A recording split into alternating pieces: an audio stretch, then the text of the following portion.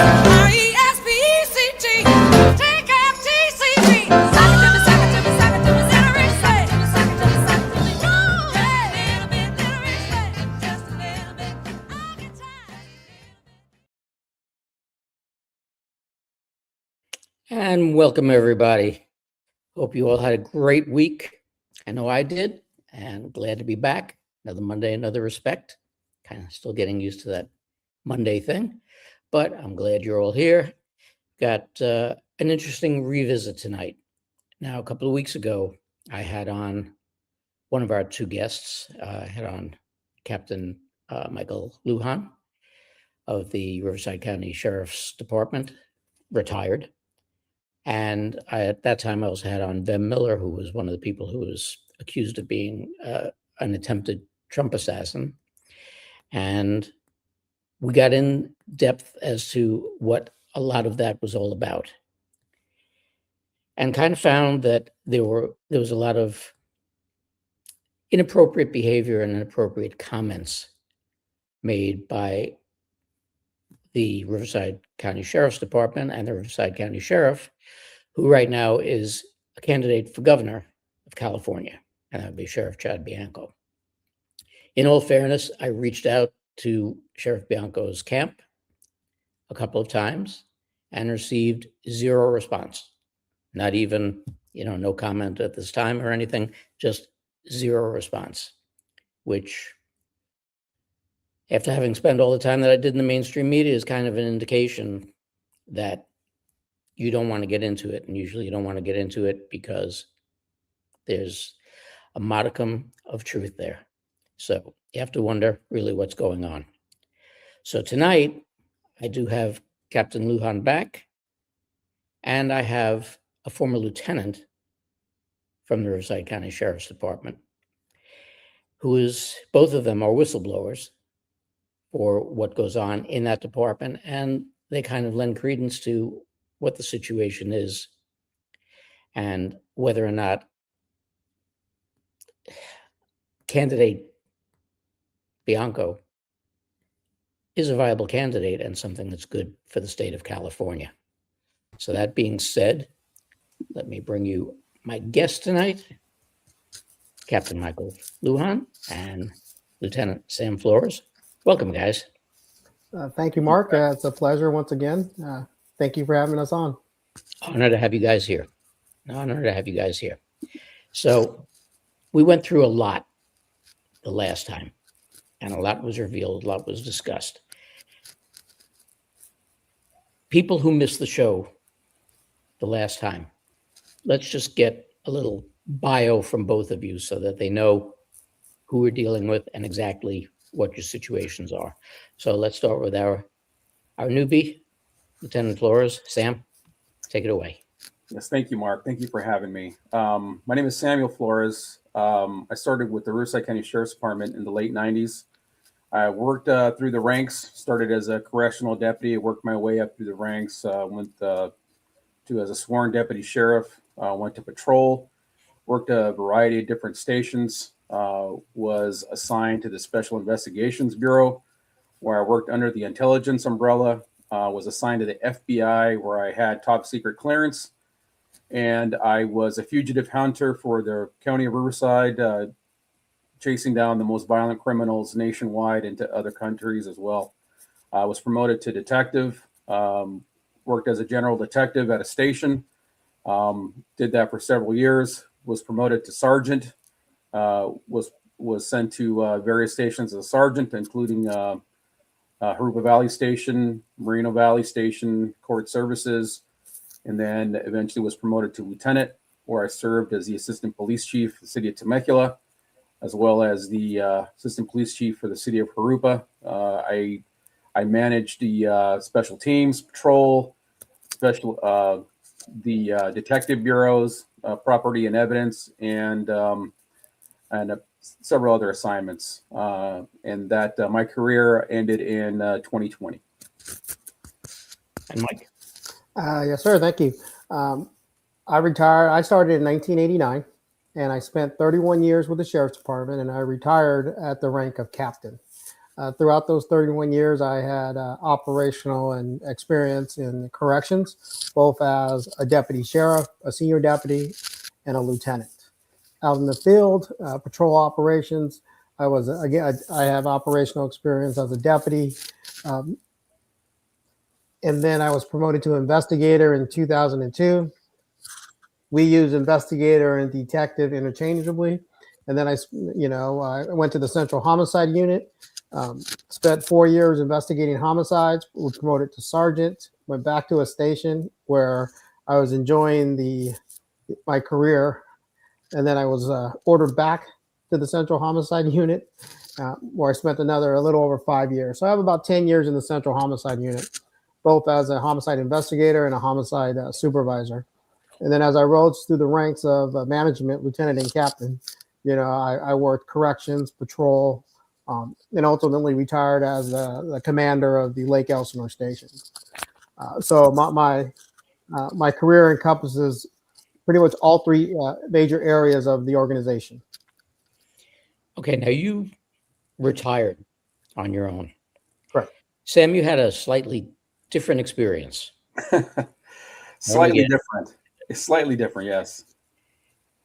Let's get into that a little bit. Why your career with the Riverside County Sheriff's Department ended. Well, Mark, I had an absolutely beautiful career with the Sheriff's Department. It was fantastic. I absolutely loved the Sheriff's Department. We were a Sheriff's Department family. Not only was I an employee with the Sheriff's Department, so was my wife, and so was my daughter. So we were what you call an RSO family. In 2019, there was a deputy that briefly worked for me out of the Temecula station. Worked for me for about 2 weeks. I started an investigation or an IA on him, for the layman's term, internal affairs investigation on him for some towing practices and lack of doing reports. And so I started the investigation, and I got him kicked out of my unit, the traffic bureau over at Temecula. And I thought that was the end of him. He went out to patrol, eventually got transferred to court services.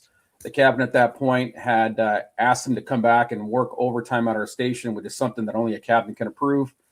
And so despite us disagreeing about allowing him to come back due to his failure to perform, she allowed him to come back. And a year later, there were some allegations over some tow allegations regarding that same deputy that I initiated that internal affairs investigation on. And when that deputy was eventually questioned for some potential crimes that he had committed, he pointed the finger at me and said, he told me to do it. And that turned the investigation towards me. And the reality is I had nothing to do with any of that. I didn't supervise him. He didn't work for me. He was working overtime on patrol, something completely out of my unit. Wasn't involved with this guy whatsoever. And so the focus came on to me, and they conducted an investigation, a terribly flawed investigation done by a low-level, low-ranking, inexperienced deputy. And that investigation was taken to a criminal grand jury. The criminal grand jury issued what they call a true bill, which is essentially saying, yeah, there's something there. And they filed charges on me for bribery and conspiracy and tampering with the computer. And so what happened from there is simultaneously the Sheriff's Department had hired the former assistant chief of investigations from the Riverside County District Attorney's Office to do an investigation on me as well, to show that there was some kind of transparency, or there weren't showing any kind of I guess basically trying to say that they were trying to screw me over. And so when they found out that the investigator had discovered that I had not committed any crime, he filed his report. And from what I understand, what I've been told, is that they took that report and they hid it. And they had asked him to change it. He refused. And so the criminal proceedings went forward. It wasn't until I was interviewed and I received a contact an anonymous contact from Internal Affairs telling me that the report that had been submitted by this investigator had in fact been altered. I told my attorney, said, "Hey, listen, this is what I'm hearing," and my attorney said, "They can't do that. That's illegal. That's completely against the law." And so I said, "Well, can you look into it?" So he contacted that investigator with over 40 years of experience, by the way, and confirmed that the report that had been submitted and given to us had in fact been altered, and there were almost 60 pages of exculpatory evidence that had been removed from that report. And so basically what they did is they took that report that had been written by that low-level deputy and mirrored it to look like that report that he'd submitted. So the two matched instead of the huge contrast. And so when we confronted the county about this report that had exonerated me of any criminal wrongdoing, the county, of course, denied that it existed. And so it wasn't until there was a court order that we eventually got that report after fighting with them for over a year. And after a judge had ordered that report be released to us, the judge had essentially told the county of Riverside and the sheriff's department that they were going to be found in contempt if they did not turn it over. And once they turned it over, I mean, obviously we were shocked to discover that I had been completely cleared of any criminal wrongdoing. And so I just expected that was going to be the end of the criminal proceedings, but instead they proceeded forward. And they did a masterful job of having that exculpatory evidence just basically not allowed in court. I was prosecuted. I was found guilty, and the jury never got to hear the fact that I had been cleared by a 40-year veteran prior to my conviction. Now, just to backtrack a little bit, the person who wrote the report, the 40-year veteran, you said was from the DA's department?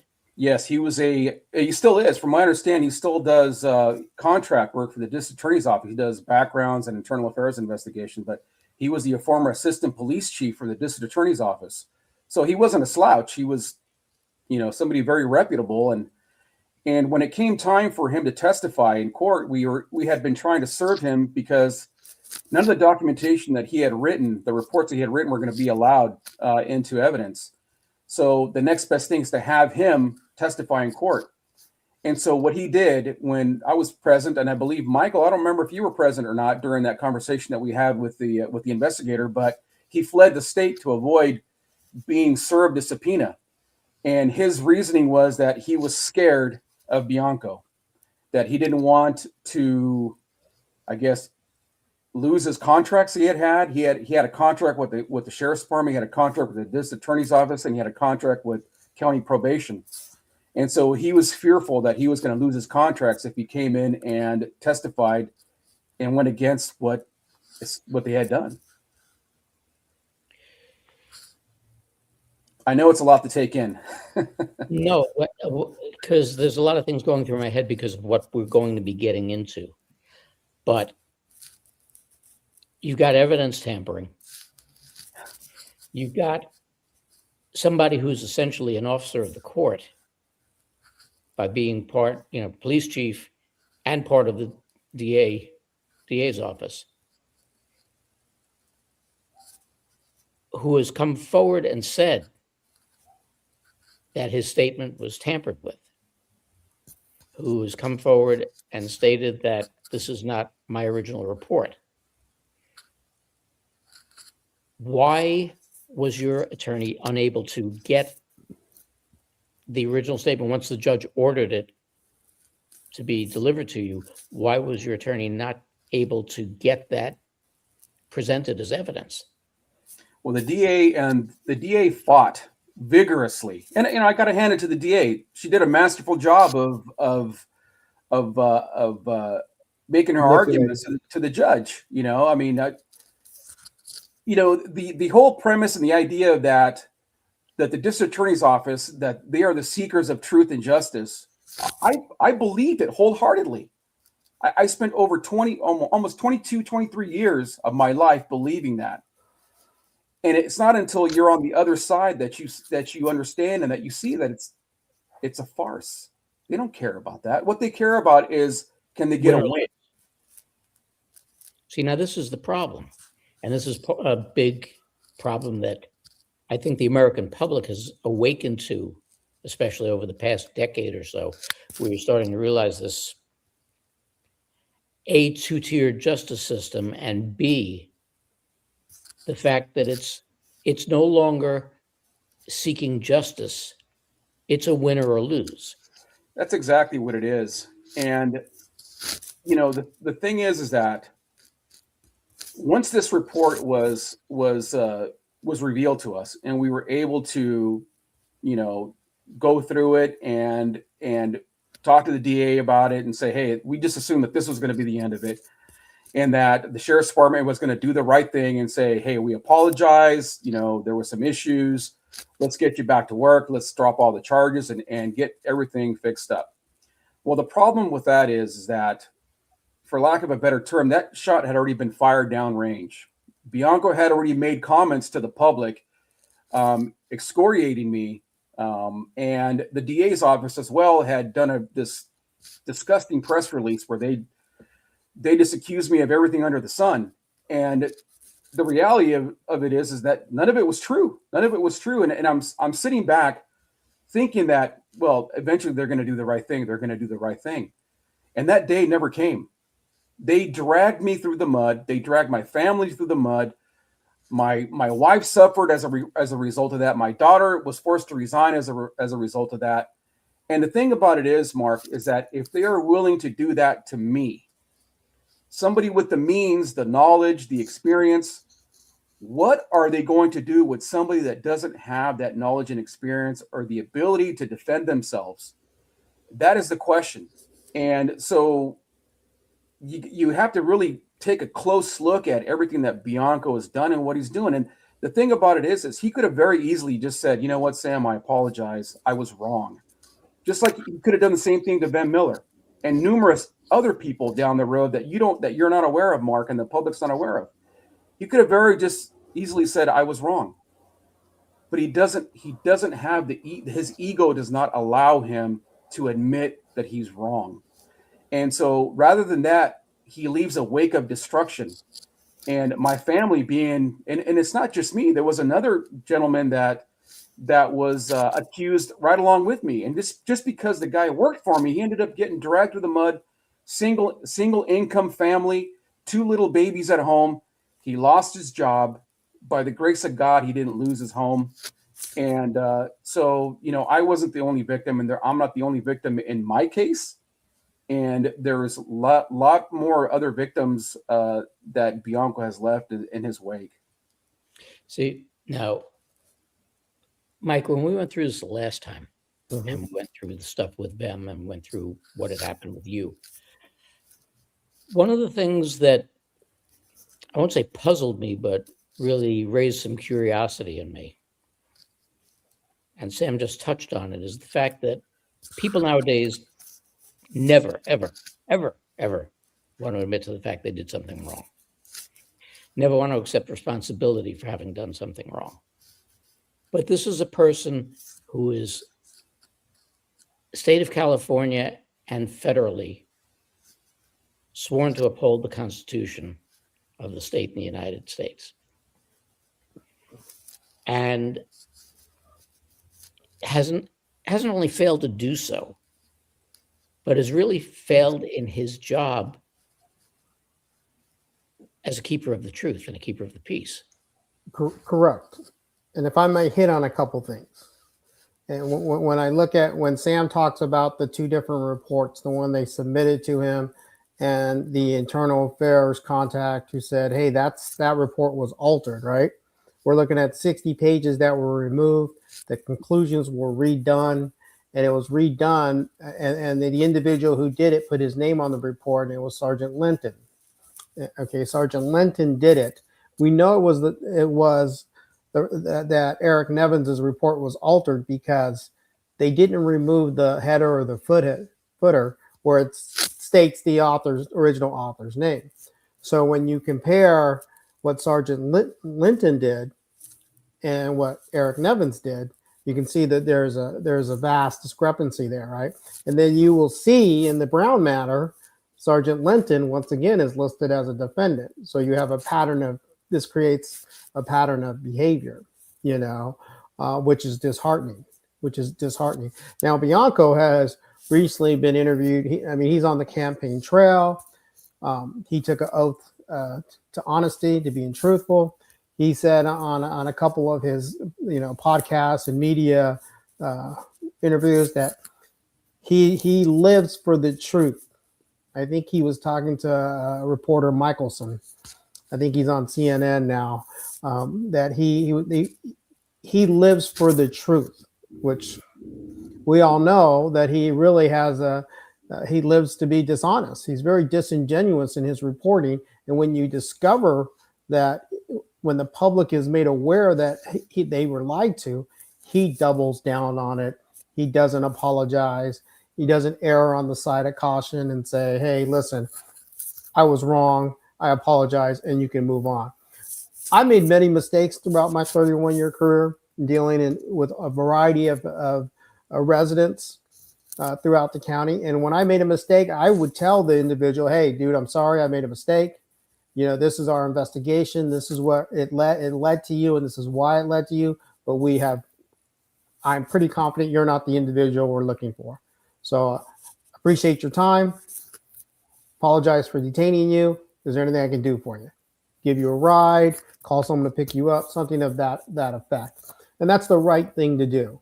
So we have a pattern of dishonesty that, like Sheriff Bianco has gone before the Board of Supervisors and says one of the units that provide oversight for the conduct of our deputies and our staff, civilian staff, is the Professional Standards Bureau. Well, where we're finding out the Professional Standards Bureau, routinely, you are finding out, we as, employees, we know that the Professional Standards Bureau, they change statements, they skew the investigation to a predetermined outcome that the sheriff wants and the sheriff is responsible for. He wanted someone at the rank of lieutenant or above that he can look at and say, I'm going to get someone for corruption, and he got it. Did he hold the captain accountable? Because he says under sworn testimony that in the Solis matter back in January 30th, he said that he is responsible and the captains are responsible for what occurs within their command, right? Well, the captain at the time, Captain McConnell, she's the one that made all the authorizations for former Deputy Kevin Carpenter to come back and work. She was the one that protected him. She's the commander. She is made over the objections of her lieutenants. Was she held accountable? Absolutely not. She was not. And this is why I think she wasn't held accountable, is because her and Chad Bianco used to date in the late 90s and early 2000s. We were all deputies together. We all worked together. When you talk about accountability, and he talks about, Chad Bianco talks about, I live for the truth. We look at the Brown case, look at the Upton case, right? Look at he just recently was interviewed by Sal Rodriguez from the Press Enterprise, where he talked about, violent crimes and that people need to be held accountable and arrested. And he has talked in the past that if you're here illegally and you commit a crime, you need to be held accountable and deported. Well, one of the classifications that he feels as a violent crime and a danger to the public is driving under the influence. And we can all agree that if you drive under the influence and you get in an accident, only by the grace of God that you didn't hurt anyone, right? And he's on that. That's his position. But when Deputy Lexi Harlow was off duty and got in a DUI collision with injuries, that then constituted a felony in the state of California. So it was felony DUI. She's still employed to this day, from what I understand from my sources in the department. My understanding that she got preferential treatment. My understanding from department and the sources that she is really good friends with Chad Bianco's daughter, Deputy Tori Acosta. So when you look at the discriminatory practices and treatment, and biases that Sheriff Bianco has demonstrated, how do you defend it? You defend it. This is how you defend it. When Mark calls for a comment, offer you to participate, you don't you go silent. You don't say anything. You don't you don't even give Mark the courtesy of responding. No comment, right? Or I'm too busy. So when we talk about honesty and integrity, that trumps everything else. Your liability, the Brown family, they have languished in pain and suffering over the past 5 years, wondering what happened to their son, only to come to find out that good, honest, hardworking employees of the sheriff's department, which there's 99% of them, realize that they can no longer, in good conscience, stand by the sidelines and let this family continue to languish in pain and suffering on what happened to Jamal Brown. And they provided a lot of information. And that's what you see in Christopher Damien's reporting. That was his article that was released on the USA Today on February 1st. That's what you see in the attorneys filing the complaint, the 53-page lawsuit. You see, this would not have come to light if it wasn't for the honest, hardworking individuals who worked on this investigation, and they more than likely couldn't look themselves in the mirror. They more than likely couldn't sleep at night. They were probably tossing and turning. How do I do this without, one, losing my career, without, two, losing my house, going through some really challenging times with my marriage, maybe having to file bankruptcy. All these things occur to people who have actually stood up to Chad Bianco in the organization. So, and I know this because some of them were my friends who got fired.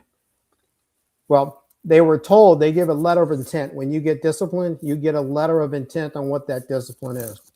So they were given a letter of intent of termination for conduct unbecoming and embarrassing the department. You committed no crime, but it's conduct unbecoming and you embarrassed the department. So you pissed off your neighbor. So he calls and complains, right? Does that warrant a termination? But yet, Sergeant Michael Yarbrough gets arrested for attacking an individual at a restaurant who testified in a criminal proceedings. He was a witness in a criminal trial. That investigation was done confidentially and submitted to the DA's office in 2021, where they filed a misdemeanor battery charge against Michael Yarbrough. He negotiated a deal for disturbing the peace. Negotiation and plea bargaining is part of the judicial process. He did a good job. His lawyer did a good job in negotiating. Nevertheless, he was allowed to continue his employment as a sergeant, as a supervisor, while on probation. And once he got off probation, he honorably retired. Bianco allowed him to honorably retire from the department. So there's definitely bias. There's definitely discriminatory practice when it comes to the application of discipline. And you see that.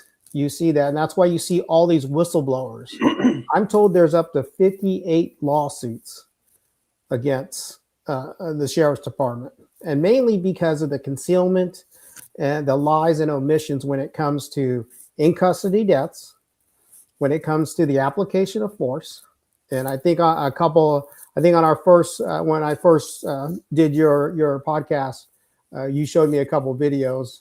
Those videos were use of forces were all covered up, right? No discipline, from what I understand, was applied. No corrective measures. No, remedial training to reinforce the guidelines and standards within the corrections division regarding these involved correctional deputies.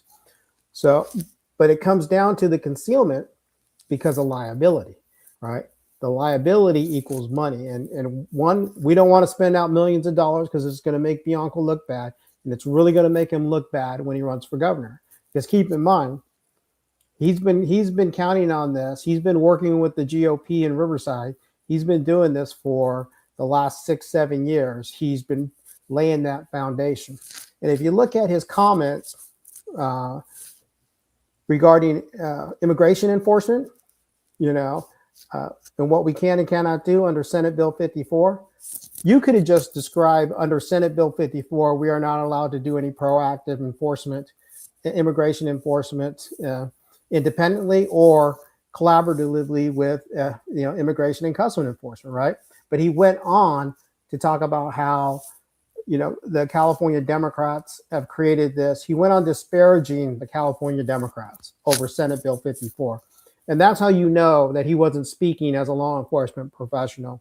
He was dovetailing and laying the foundation for his political aspirations of the governor. Now, he probably would have ran for Congress if Ken Calvert retired, but Ken Calvert's not retiring. He's actually running for re-election. So, but if you look at all his statements that, in regards to the law enforcement perspective, when you look at that, it's typically right after that, it's bashing the Democrats. He's upset now. On another podcast, he talked about, other Republicans shouldn't sling mud. We had an agreement that not to, sling mud at each other. And part of that is the kneeling, part of that is the misrepresentation and lies of the lawsuits that are now coming out in the reports. But is the truth about an individual's record and performance, is that mudslinging? I don't think so. If you said Chad Bianco's having an affair with, 15 civilian employees, that would be mudslinging. They talked about, Sal Rodriguez from the Press Enterprise interviewed him, and they talked about his 9.2% solve rate, the lowest amongst all 58 California counties. And his response was, stop it, that's asinine. You know what you're talking about. That's just, I'm not going to spend the time and effort to have my employees research the stats that the department submitted to determine if the Center on Juvenile and Criminal Justice had error in their process, their formula, and how they came to these stats.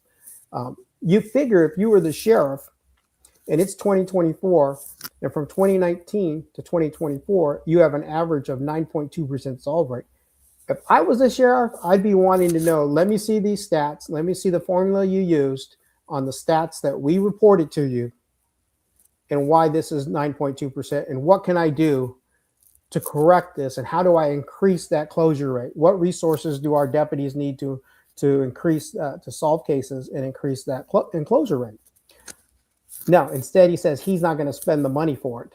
I'm not going to spend resources to evaluate that. Well, I can tell you there's a crime analyst unit within the sheriff's department. It's a huge unit. They know numbers and stats like anyone else. You could have brought that team together. They could have looked at it, and they could look at, whether, the Center on Juvenile and Criminal Justice was appropriate in their evaluation of the crime stats that the sheriff's department submitted. Now, they've been doing this for years, if not decades. I didn't hear any other of the 4 sheriffs. I worked for 5 sheriffs in my 31-year career. I never heard the other 4 sheriffs say, oh, the stats we sent you, they're right, but your evaluation of it is wrong. I've never heard anything like it. It's everybody else's fault but mine, but the buck stops with me. Well, Sorry. the thing that, before we get into the Brown case, that when you look at whistleblowers in general, many people immediately jump to the conclusion and the point of view of, well, these are disgruntled employees.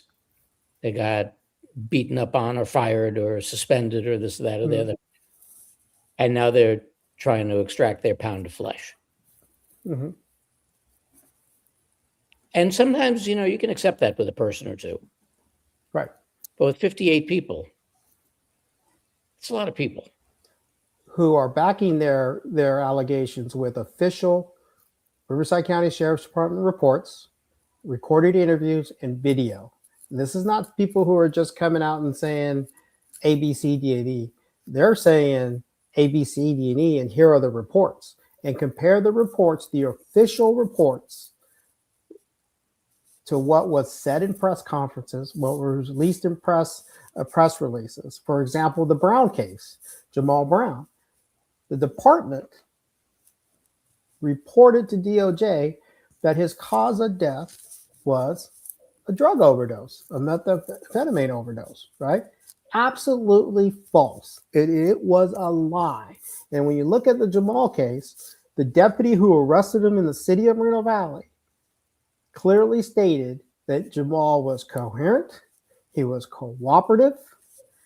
He communicated effectively. Only thing Jamal failed to do was fail to facilitate a way to telephone his parole agent and check in. And that's why he was ultimately taken into custody for a parole violation. He even had insulin on his person because he always found a way, more than likely, to get to the county health clinic and get that insulin, so it's always with him. So he was very coherent. He was very alert when he was arrested and booked into the jail. So there is the fundamental failures of Bianco trying to blame a methamphetamine overdose is categorically false, and it is an intentional lie and misrepresentation on behalf of the sheriff's department. This is so sad and preventable. Is this not kind of a pattern of behavior that we've seen with police departments and sheriff's departments nationally? Mm-hmm. Going back Yeah. to my favorite, the Eric Garner case. Yeah. This is something whereby they create a narrative, and rather than saying, look, such and such happened, or we screwed up, or this or that or the other, they just Yeah. change the direction of the story, Yeah. find a scapegoat. And and that continues today, sir. Nancy Guthrie, you see the sheriff up there. That's an You made- embarrassment. You made a mistake. You don't go back to a crime scene once, twice, 3 times. You hold on to that crime scene until you are 100% sure that you're not going to need it. You go through it once and you go through it twice. You might want to go through it 3 times. And if you think you might need it, you collect it. It's better to have the evidence and not need it than to need it and not have it, because you didn't recognize the fact that your staff was ill-equipped, from a perspective of training, right? And experience when it comes to investigating, kidnappings, and this really should have been looked at as a homicide, because the homicide, as Chad Bianco said under sworn testimony, a homicide investigation, a death is the pinnacle of one's pinnacle of the investigations, of the variety of investigations that we in the law enforcement profession conduct. You must err on the side of caution, treat it as a homicide, right? Until you are absolutely sure you no longer need anything of value within that residence. I mean, my goodness, they let the pool cleaner come in and start cleaning, But that's another prime example, as you stated, where we're sticking to our story, even when we're faced with clear and convincing evidence that we were wrong. It's best to say that we erred on judgment. We erred and should have called the feds in, or more experienced homicide team in to process the crime scene.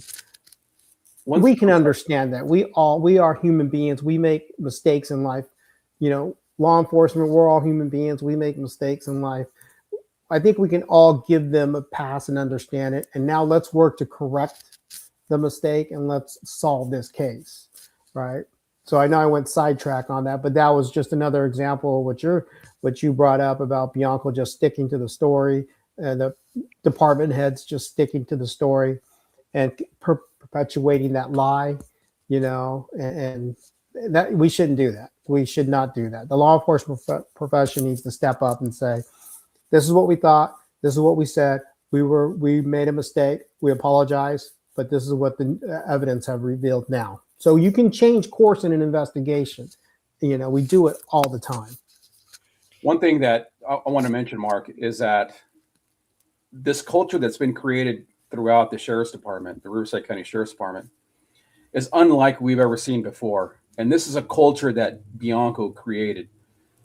In the Jamal Brown case, the fact that nothing happened as a result of this devastating failure at all levels, and no one was disciplined, nothing happened. It sets a tone and this has been a tone that's been set for numerous years now. It's not something new. Because of this, we need to protect the sheriff at all costs. We can't have anything that's going to make the sheriff look bad. And I've seen emails to such. where they're trying to protect the sheriff from anything negative.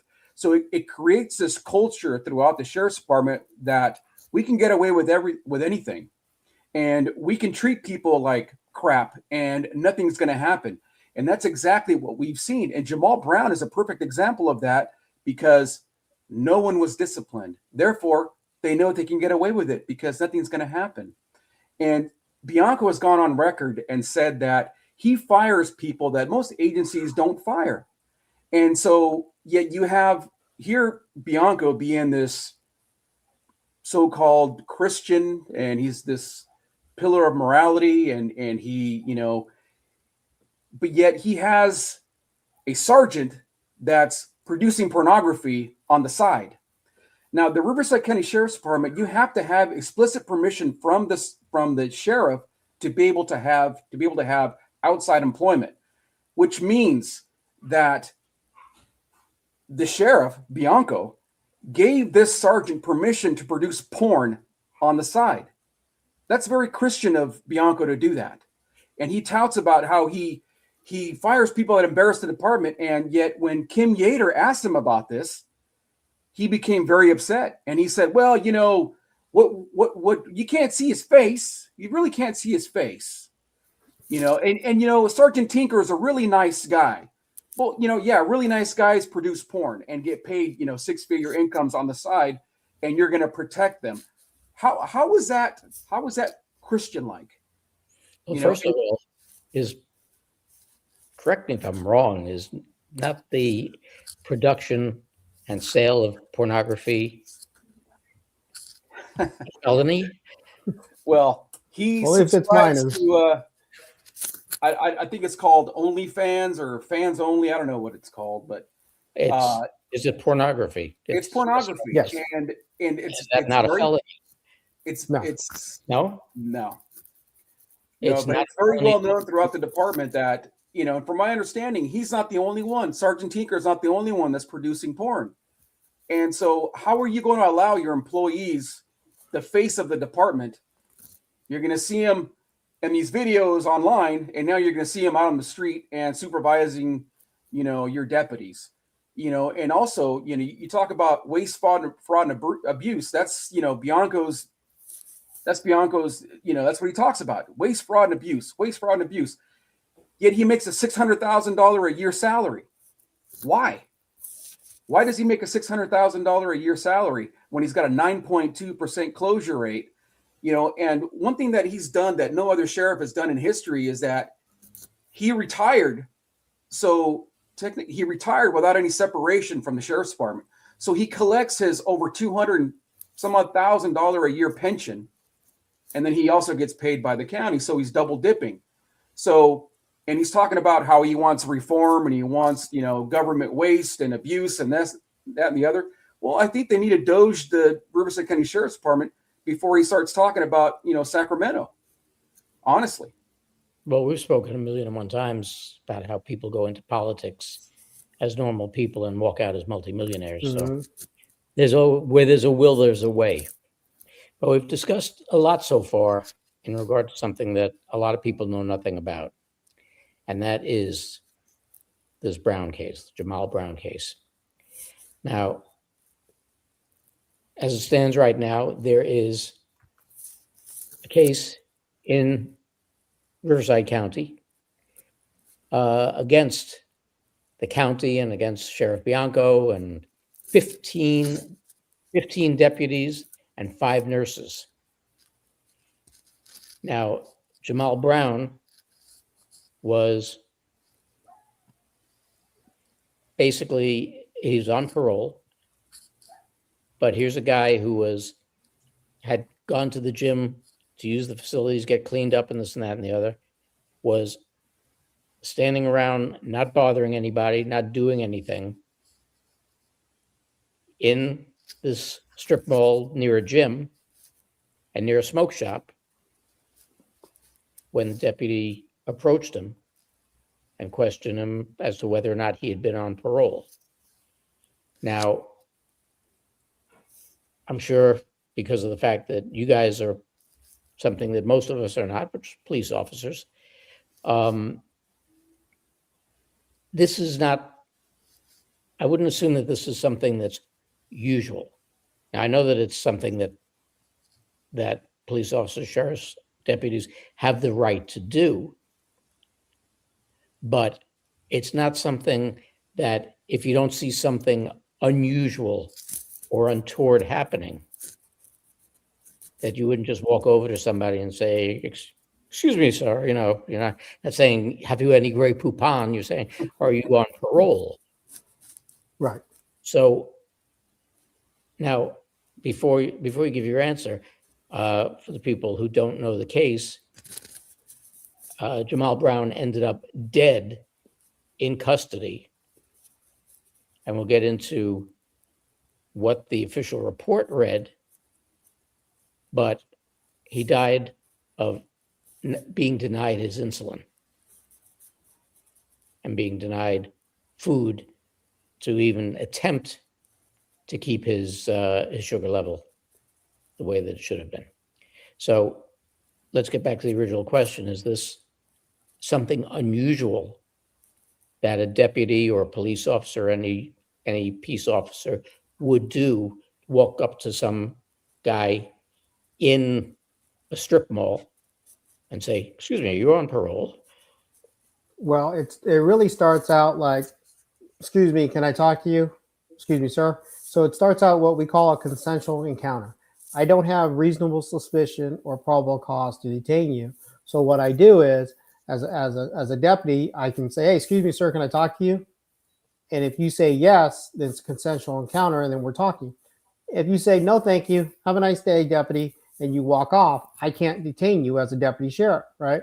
But if you, in this case, I'm sure Jamal Brown said, yes, sir, can I help you? Or what can I do for you? And that started a consensual encounter. Now, from that conversation, it probably went, a standard question is, are you on parole or probation, right? So once you establish that it's a consensual encounter, right, then you always ask, that's a normal question that law enforcement asks in California, are you on parole or probation? It's either yes or no. No, if it's yes, then we're going to run you and we're going to confirm you're on parole and probation. So that's how he ended up getting detained, because when you're on parole, you are subject to search with or without a warrant and without your consent. So you basically, when you go on parole, you basically say, I agree, I'll be searched without probable cause, my person and property. Now, if Jamal Brown would have said, no, I'm good, thank you, sir, you have a nice day, and started walking away, he would have never got arrested. So, when it comes to consensual encounters, I tell my family and friends, just tell the deputy or the officer, no, I'm good, have a nice day, sir, and walk away, right? Because we are trained to ask questions to determine whether there's any criminal conduct, right? A consensual encounter can develop probable cause and reasonable suspicion. But just to interrupt you for a second. So essentially, the way the law is structured and the way that this type of interrogation is structured, if you are good and cooperative, now you've just gotten out of jail, that's why you're on probation. A regular mindset would say, you know what, let me just cooperate and say, yeah, okay, what's up? But because you cooperated, now you're in trouble. Correct. Well, one thing that You is could not be in trouble. report that I learned through reviewing several documents myself is that there had been a phone call to James Brown, Jamal's father. Jamal had reached out to his father and had asked him to please contact his parole officer because he had not been able to get a hold of him or reach him. So I don't know if that ever happened. And somehow or another, the parole hold was placed in the system. A lot of times what happens is we confirm that parole hold. We contact the parole officer and just to confirm that, hey, this is a good hold. And to defend the deputy, it's very important for the deputy to know who's in his area and his beat. And so when they see somebody new, because they're very familiar with who the players are in their area. And if they see somebody that they don't recognize, it wouldn't be uncommon for that deputy to go make contact and say, hey, I don't recognize you. Let me go what they call FI him, a field interview. And they document on a little sheet of paper, and then they input that in the computer. So if they ever look for Jamal Brown, it comes up in the computer that deputy so-and-so talked to him at this smoke shop on this date and this time with tattoos and so on and so forth. So it wouldn't be uncommon for that deputy to make contact. And so, for him to run him to determine whether or not he had a warrant, that's pretty common as well, especially once he admits that he's on parole. It's pretty much a standard thing for the deputy to run his background and his criminal history to see if he's got any wants or warrants. So no good deed goes unpunished. Exactly. Basically. So, okay, so he runs them, finds that, yes, it's his responsibility to get in touch with his parole officer. He asked his father to do it. His father didn't do it. So now he's missed his check-in. So he ends up being taken into custody. Well, we don't know if his father actually did. The warrant may have already been in the system as a result of him not checking in directly. Maybe the father got hold of the parole agent and said, hey, just to let you know, I spoke to Jamal. This is where he's at. So we don't know for a fact if he did or did not get in contact with the parole officer. And maybe the warrant was in the process of being pulled or recalled. We don't know that. But now that whatever the situation is, that this warrant is there and they take him in, he's now in a situation where he's in custody. And initially, when they're taken into custody, are they brought to a particular detention facility, or are there multiple detention facilities in Riverside County? How exactly does that work? There are 5 correctional facilities throughout the county of Riverside. Mr. Brown was arrested in the city of Moreno Valley. So the closest Riverside County jail for Moreno Valley is the Robert Presley Detention Center in downtown Riverside. So he was transported and booked into the Robert Presley Detention Center. And once in there, that's kind of where everything started to deteriorate rapidly. Now, to backtrack a little bit, you had said before that he was extremely diligent about making sure that he had the insulin on him. Yeah, and I say that because 1, he's a diabetic. 2, he needs insulin to survive. 3, he had insulin on his person. Okay, I think he had 2 doses of insulin on his person. So obviously, one can infer that he is aware of his medical condition and he takes the necessary steps to obtain the insulin to address his diabetic condition, right? It's not like he's a drug addict. It's not like he is in a position where he doesn't have the mental acuity and awareness, to overlook or forget his insulin. He probably has conditioned himself when he's certain of, feeling a certain way that he needs to take his insulin, or he's going to need to eat something. That's normal with individuals who are diabetic. So one can articulate the fact that because he had it on him, he was aware of his medical need, his diabetes, and he was addressing it out in the community. He was subsequently probably homeless and stayed intermittently with his girlfriend in Moreno Valley. So he was taking care of himself, right? He went into custody. He was fine. He was medically, physically fine, and mentally fine from all accounts. There was no evidence that he was suffering any negative effects as a result of his diabetes, and there was no evidence in the record that he was suffering any type of mental health issue. The arresting deputy articulated that he was cooperative. He was aware of his he communicated effectively, and he saw no signs of distress, no signs of physical distress, no signs of a mental health issue, and he booked him into the Robert Presley Detention Center. Okay, but this is all part of fumbling this ball here. when you get detained and you get arrested and you get put into a cell, you could be arrested carrying a whole bunch of different weapons or substances. You are checked and you are relieved of whatever you have on your person. Correct. Was there nobody in this facility who recognized what insulin was and what the meaning behind somebody having insulin on their person is? They very well recognized it because you go through a medical screening and evaluation by a nurse, and the medical staff, from what I understand, had been told that he's diabetic and he treated it with insulin. He didn't treat it with, a pill form. It was insulin. So they knew that he was diabetic, and the medical staff and the jail staff were keenly aware of it, because in the record, they are saying that he falsely reported in the record that he refused his diabetic check. He refused medical. All that, if you are put in a medical housing unit where they're coming every 12 hours to do a diabetic check, and you're supposedly refusing, that's indispensable. You can't defend that.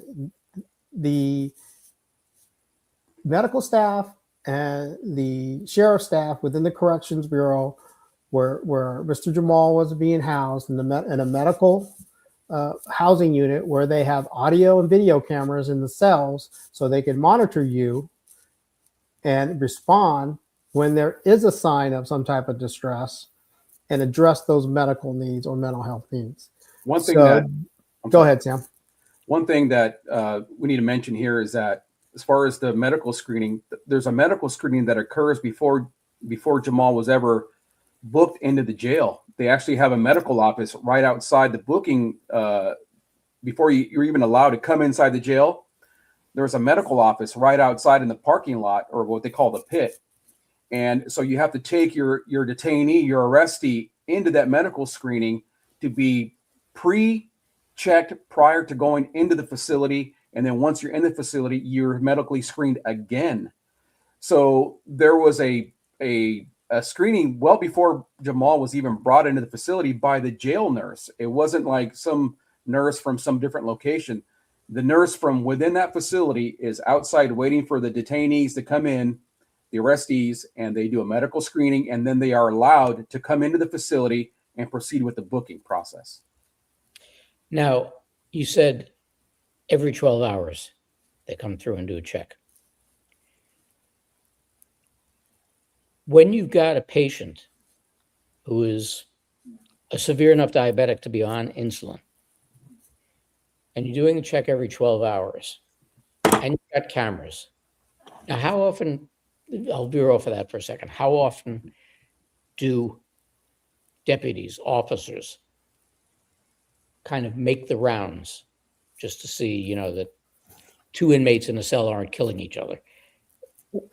Well, every hour they're supposed to do what's called a security check. So every hour the deputy is supposed to go into the housing unit and look into the cells of the housing unit, and they look into each cell and they look to see what's going on.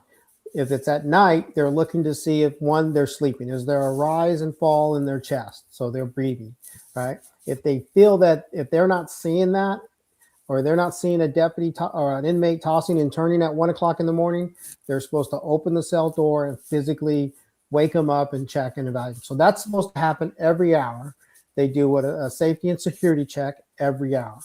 So every hour they look into each cell and they check. And every night they do what's called a head count, right? You have a list of people that are in that particular housing unit.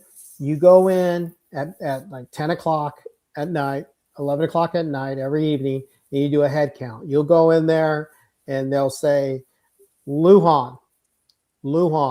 And I would respond back, Michael, right? So they'll call your last name. You'll respond by your first name. They check you off.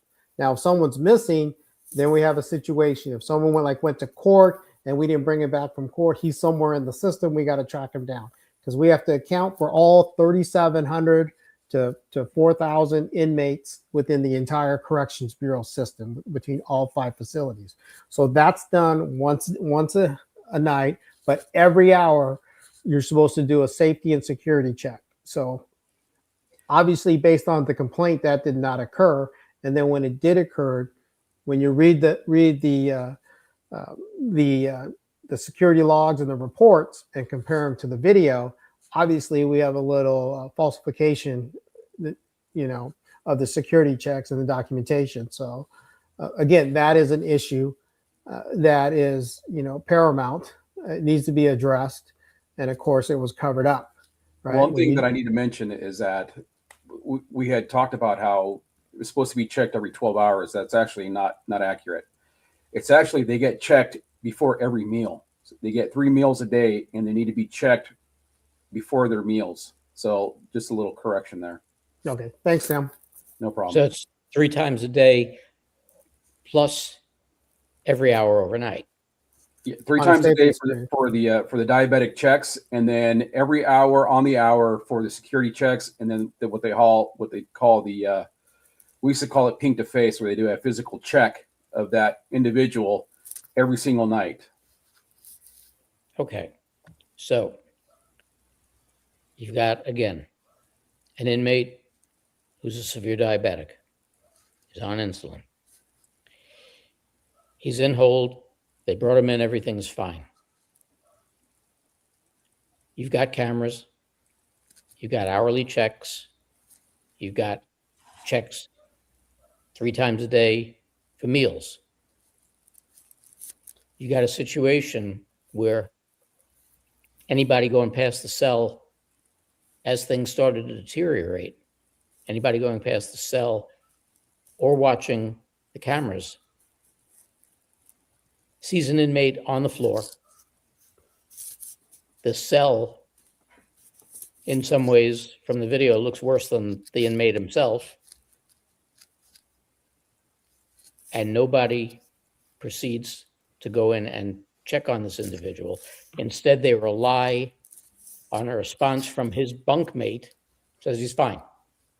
They are to check on the well-being of every single inmate in their custody. They do a physical check, they do a face-to-face check, and when what you saw in that video, where Jamal is lying in a pile of garbage, dying, begging for help, is just, I don't even know what to say.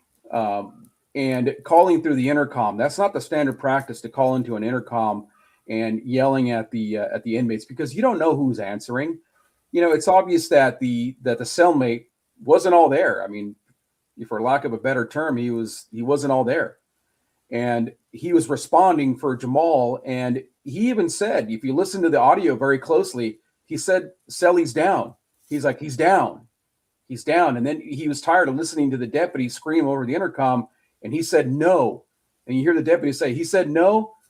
And he said, "No." And he hangs up the phone. Well, that's unacceptable. That's not the way you're supposed to do it. You are supposed to physically decline your diabetic check, physically, face to face, and you're supposed to sign a waiver or a declination form where you decline to have your diabetic check in front of the nurse, not the deputy, because the deputies, they're not medically trained. I mean, they have a little bit of first aid and CPR training and some mental health training, but they are not nurses and they are not doctors. But they are supposed to check and decline in front of the nurse, not the deputy. But there are nurses and doctors there. Absolutely. So again, you've got sheriff's deputies, evidently in total, according to the complaint, 15 of them. You've got 5 nurses. You've got cameras. You've got hourly checks. You've got 3 meals a day during or prior to each of which they're supposed to be doing a check on the inmate. I know.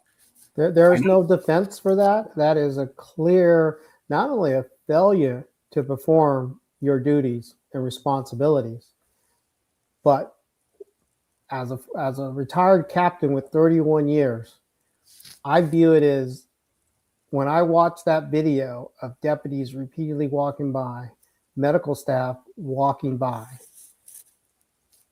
that is, I would look at that as like, that is just gross negligence.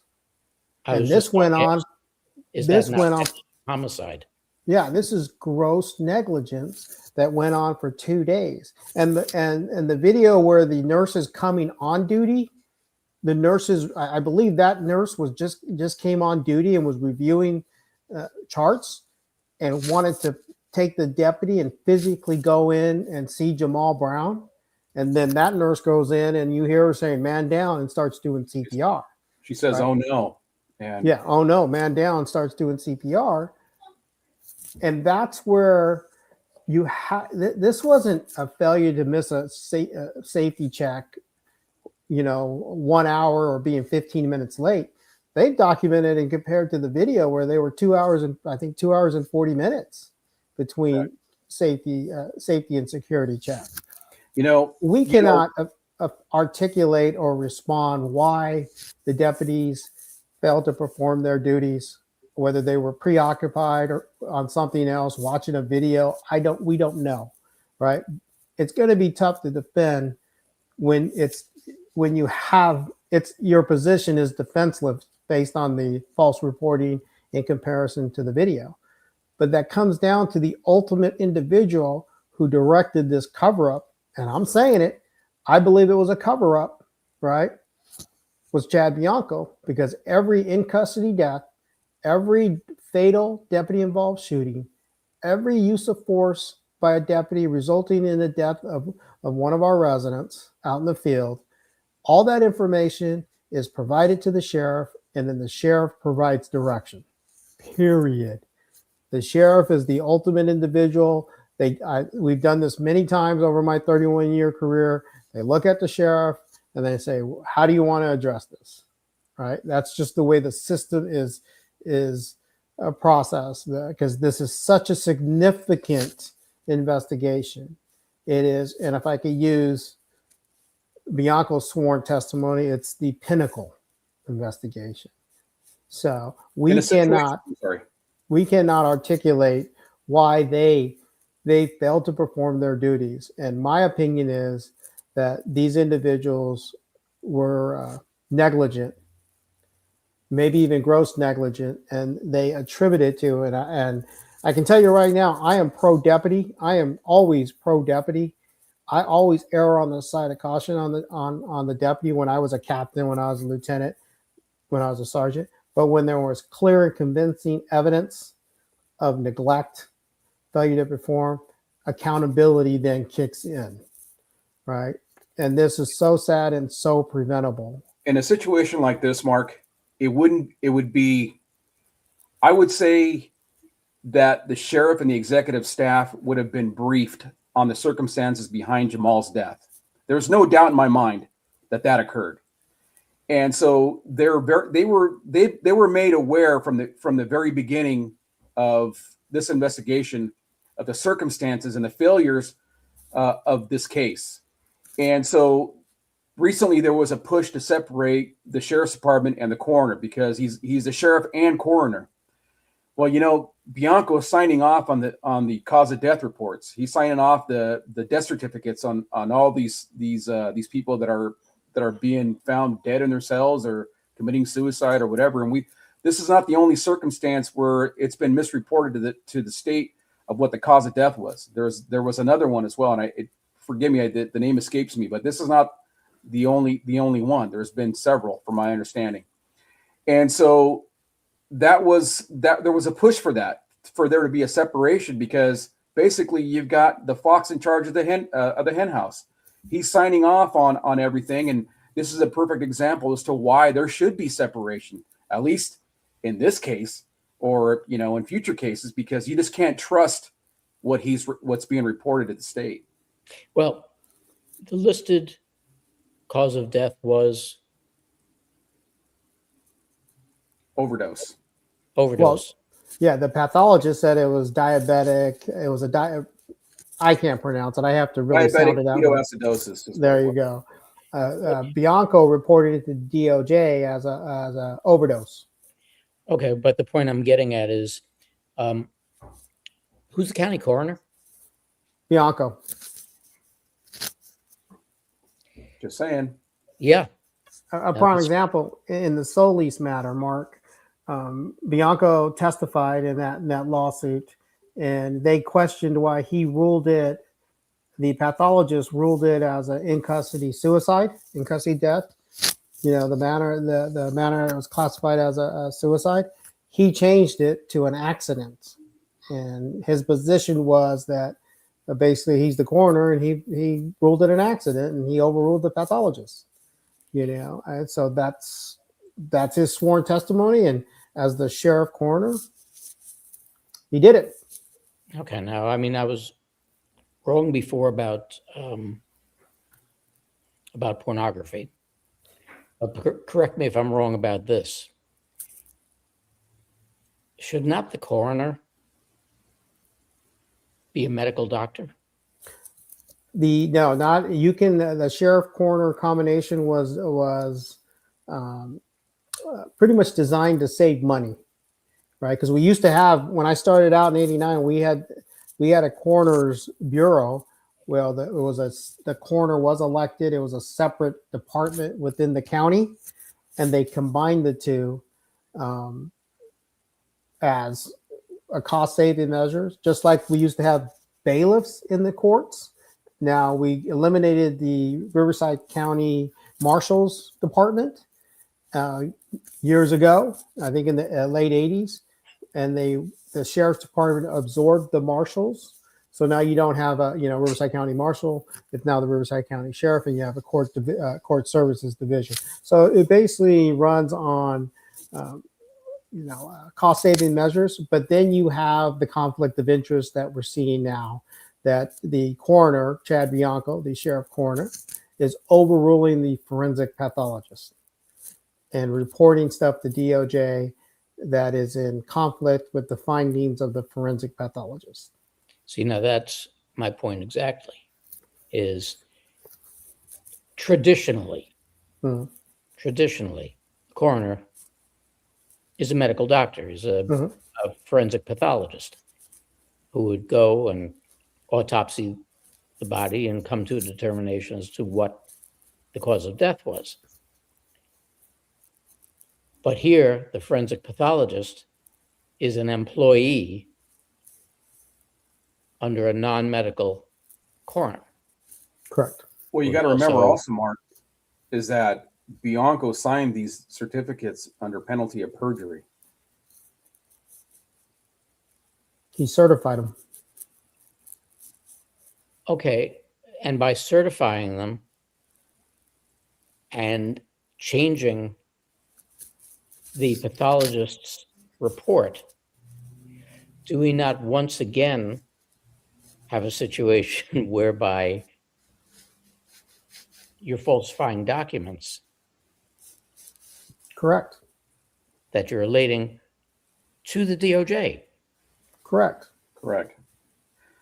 Now, there's been allegations, and I'm just going to say allegations, but I'm sure there's documentation out there that because there was such a high rise of inmate deaths within the Riverside County Jail system, that what was occurring is that inmates were being released prior to their death, so that it wouldn't be another body count for the sheriff's department, and they wouldn't have to report that death to the Department of Justice. And it was a way to be able to manipulate the numbers and to prevent there from being so many deaths within the jail.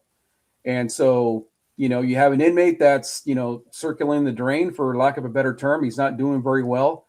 And they try to figure out a way to either do a federal release, what they call a Fed kick, or they figure out a way to release that inmate so that he doesn't die in custody. He or she doesn't die in custody. So that inmate is at the hospital. He's being treated. They do the paperwork to release him. They go to the hospital and said he's no longer our problem.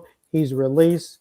Bill his family for the cost of medical care, and they don't even have the decency to call the family and say, "Hey, your loved one has been released, and he's currently at the hospital and naming the hospital, Community, Riverside, San Gregorio Pass.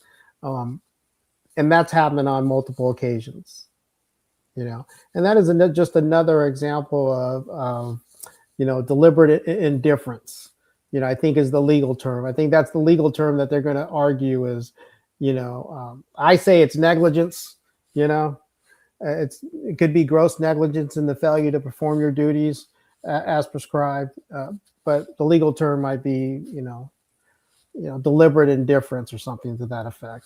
Well, excuse me, but as a concerned citizen, okay, I can't understand it, but I can make believe that I understand dropping somebody's loved one off, releasing them, dropping them off at the hospital and getting them medically treated. I cannot absorb deliberate indifference, quote unquote, as a cause of death. Well, no, that is the conduct of the deputies. It was No, I understand that, Yeah. but that is a cause of the death, was their Right. deliberate indifference. right, and I can tell you, when I was a lieutenant in corrections, we had an individual that was court commit. The judge, he went through the judicial process. The judge threw him in jail for 60 days, and he had surgery scheduled. Right, he missed his surgery. And this was bypass surgery. This was, you needed a cardiothoracic surgeon, right? Now, I'm the lieutenant, right? And I'm discussing it with the captain and the other lieutenants. And I'm like, hey, we need and the medical staff. This was back when we did things appropriately. This was before Bianco. And we're like, hey, we have to get this guy scheduled for a surgery. And we need to do it like fast, right? And so we were able to find Sharps Hospital down in San Diego. We had they reviewed his records. They said, oh yeah, he needs surgery. Bring him down. We're going to prep him for surgery. We drove him. We had deputies drive him to the hospital, Sharps Hospital in San Diego. We did the surgery. He was in our custody. We didn't release him because we have an obligation to provide medical care, appropriate and adequate medical care to individuals in our custody. We didn't release that guy. We sent a deputy down there to stand by while he had his open heart surgery. 2, when he was in the ICU. 3, when he was in recovery. And 4, we notified his family and we said, you can come down and visit him. But he's not free to leave. He's in the care and custody of the Riverside County Sheriff's Department. He's been ordered to jail by the judge. But please come down and visit your loved one. No problem. He's not going anywhere because this is a very serious and invasive surgery. A bypass surgery is it's common, but it's still very, very serious, and it's still very, very dangerous. And me being the lieutenant over the medical staff at that time, I didn't want to have this individual possibly die without seeing his family. So we told him the family can come down there. The deputies were all told the family is going to stay here as long as the hospital allows them to stay here. We visit. We didn't even think of releasing him over money. We're like, send us the bill. The county will pay for it. We're good to go. That's how it's supposed to do. That's how it is supposed to be done. Now, Bianco, you have an onset of a medical condition, or in one instance, a guy was beaten so bad he had to go to the hospital and he wasn't going to make it. They immediately released him, walked away, and we're done. They didn't know their loved one had passed away until I believe the coroner called them or the hospital called them. But that's not how you run the sheriff's department. That's the reason why they do that, is so they don't have to report another in custody death. And that's just a technical loophole. The thing is, Mark, is that we're just scratching the surface as to, you know, things that are going on within the sheriff's department under Bianco's control. There's a whole slew of things that we can talk about. I mean, just as an example, I mean, if I'm going to throw this scenario out there, if there was a high-speed chase and your deputies were chasing a murder suspect, and you hear it over the radio, and you're Bianco and you're in Los Angeles with your wife in your personal vehicle, and you drive like a bat out of hell from Los Angeles in your personal vehicle, and you and your wife get into the pursuit, and there's shots being fired both ways by deputies and the suspect at moving vehicles. Would you have your wife in the car with you when there's shots being fired? Would you involve yourself in a high-speed chase when there's 20 units chasing this guy and there's shots being fired back at the deputies, and you insert yourself into this pursuit, and your wife is in the passenger seat? That happened. True story. Seriously. That happened. Denise was in the passenger side of their personal vehicle when there was a high-speed chase. Bianco was right there in the middle of it. You know, why would you put your family in that kind of danger? Why would you put your wife in that kind of danger? And then you're going to pay detectives overtime to tamper with the video to make sure that none of the video you could see Denise in any of it. You're going to pay your Special Investigations Bureau detectives overtime to go through all the video. Eventually, the suspect was shot and killed by the sheriff's department, but you're going to pay somebody to go through all that video just to ensure that Denise is not seen anywhere in that video. True story. Why would you do that to begin with? Why would you do that to begin with? Why as a sheriff? Now, I understand. You know, when you're as a manager, you want to let your troops do their job, because basically what you do when you go in there is you create more chaos than anything. Let them do their job, and you manage from outside. You make sure they have the resources that they need to do their job. You don't need to be there. And I'll tell you exactly why this happened, because eventually that pursuit was going to come to an end. There was going to be an officer-involved shooting, and he knew that the media was following that. He knew it. He knew that the media was there. They were following the pursuit. It was a hot thing. And just like Van Miller, he wanted to be right there when the media showed up so that he could be seen, and, you know, just to get that attention. And it's just one of those things. I mean, you know, and I know we're talking about a different subject other than Jamal Brown, but there is so much more that can be discussed with regards to Bianco and his behavior. It's just, you know, we're just scratching the surface. So you said there were 20 units in pursuit? Oh, at least there's video of it out there. You can see for yourself. I can give you the date and time. I mean, it was a tragic incident, and one of our deputies was shot and killed. And but there was 20 units out there. Air unit, San Bernardino County Sheriff's SWAT team was at the county line waiting to come in and help, which Bianco denied. He didn't allow them to come into the county and help because, you know, rumor has it that he didn't want the San Bernardino County Sheriffs to receive the accolades for ending the pursuit and apprehending the suspect. So he denied them from coming into our county. And you can simply do a CPRA request for that pursuit and that shooting, and you can hear it for yourself. But yes. All of this is strictly for the sake of a publicity shot and for political gain, basically. Absolutely. Right. And this is something that's been, look, Michael had the opportunity, I don't want to say the pleasure, but he had the opportunity to work with Bianco from way back when. And there's no doubt in anybody's mind that Bianco always had I guess a longing for a higher office, a desire for higher office.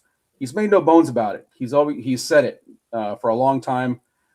This is not the only time. Even when he was lieutenant, he was always seeking the attention to be out in front of the spotlight or the TV with a program called To Catch a Predator. There was a huge story behind that where there was some words exchanged, and there were some arguments between detectives and Bianco, and because Bianco wanted things done a certain way so that the show could be, involved in all this, and he could be out there in the front of it. And so this is not something new. This is just what he does. Unbelievable. Getting back to the tragic case of Jamal Brown. Check-in to toe tag was how long? Oh, It was what? 48 hours? Yeah, I think it was almost 3 days. Yeah.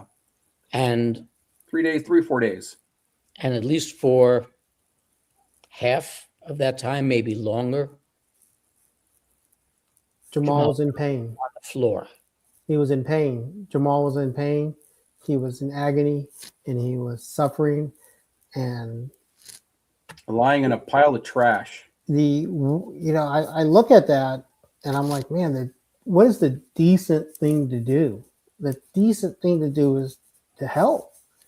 And I am just at a loss on why Jamal didn't get the help he so badly needed. Mike, if I can make a point real quick, if you watch the video, you see Jamal laying on the ground. I hate to harp on this, but it's something that could have saved his life. You see Jamal laying on the ground in a pile of trash, leftover food, styrofoam containers, cups, whatever, garbage on the ground.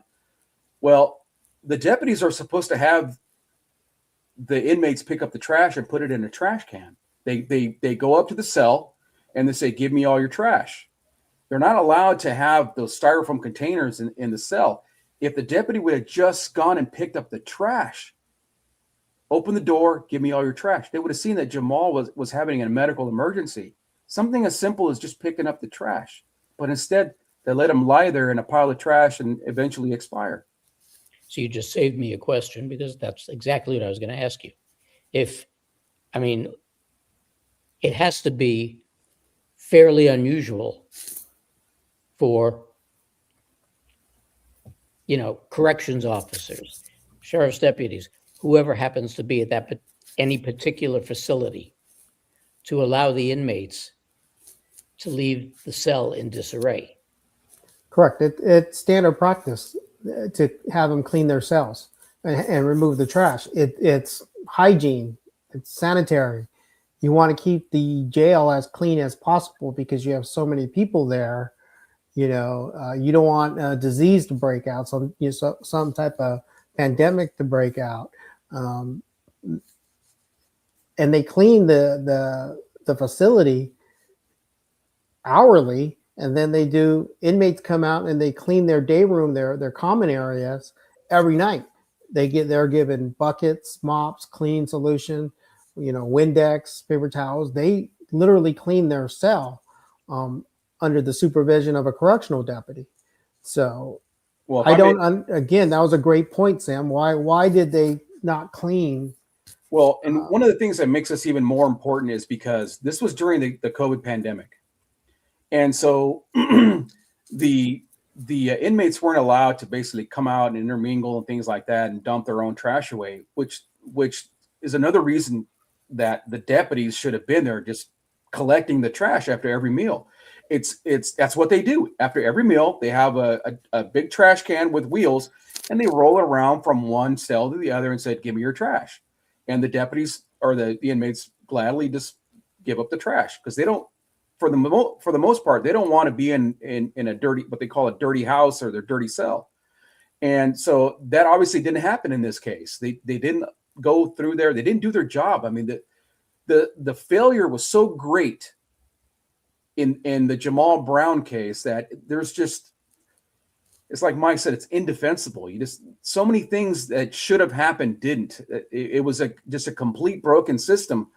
And when you read the administrative review, the report that was done, I mean, it was a very well-written administrative review.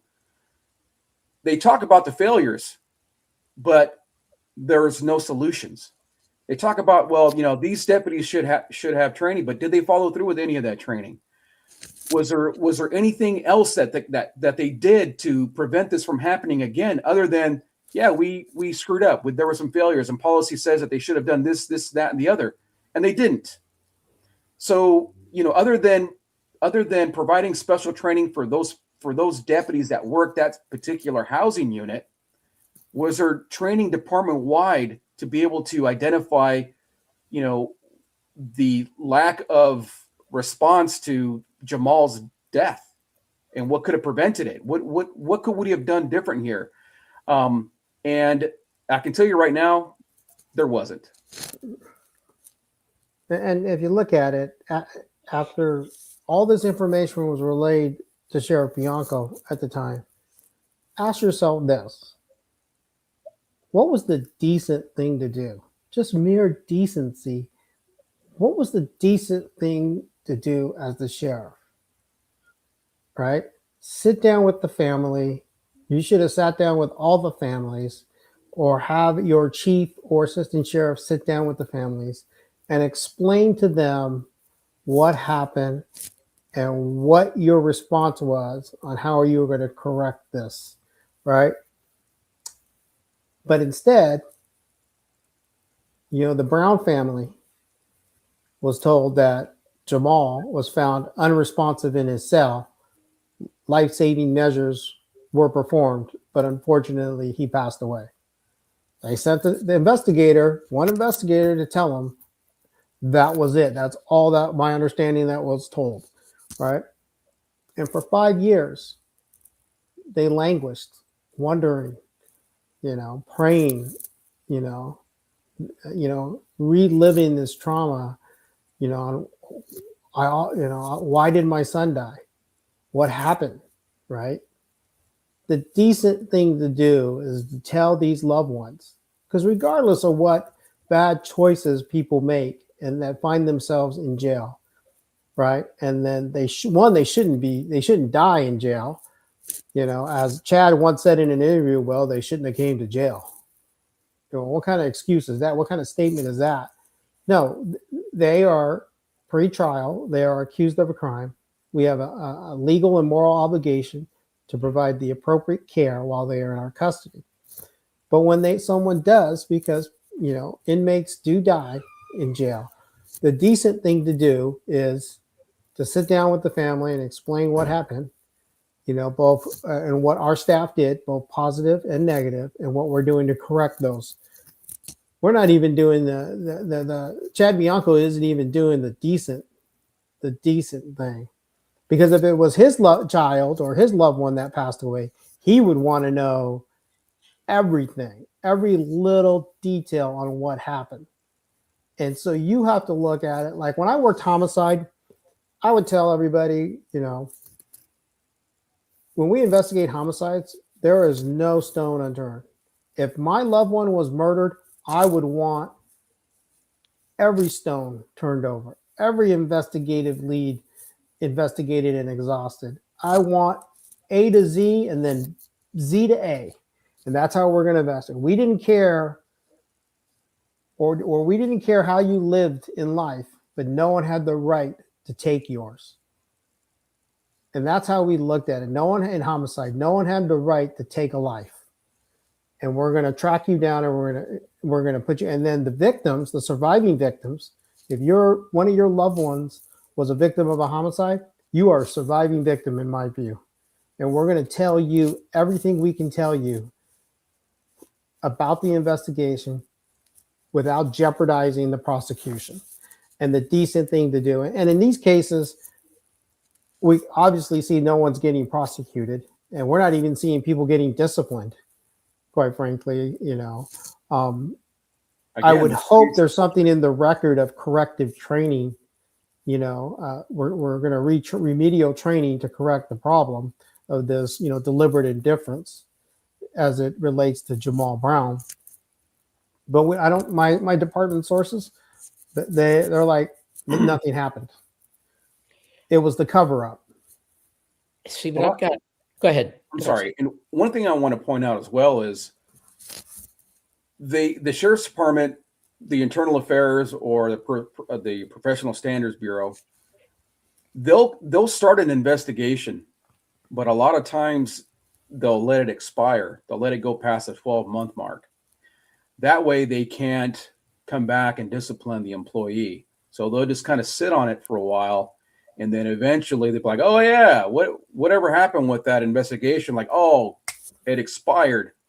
Oh, well, so sad. Too bad. We can't do anything about it."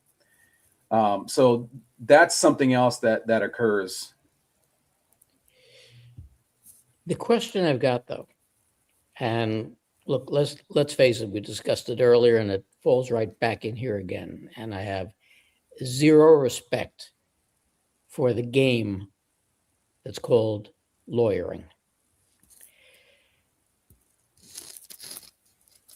One thing that we knew in the media was you've got to be an idiot to commit a crime nowadays because there are cameras everywhere. And the video doesn't lie. How in God's name, in a case like this, over a period of 2 to 3 days, with all the medical evidence, with all the video evidence, do they create a scenario? I won't say lie. They create a scenario and stick to it when you've got video evidence proving the exact opposite. Because everybody involved is an employee. Everybody involved was directed or ordered by either by Sheriff Bianco. What they didn't realize was that everybody involved in this maintained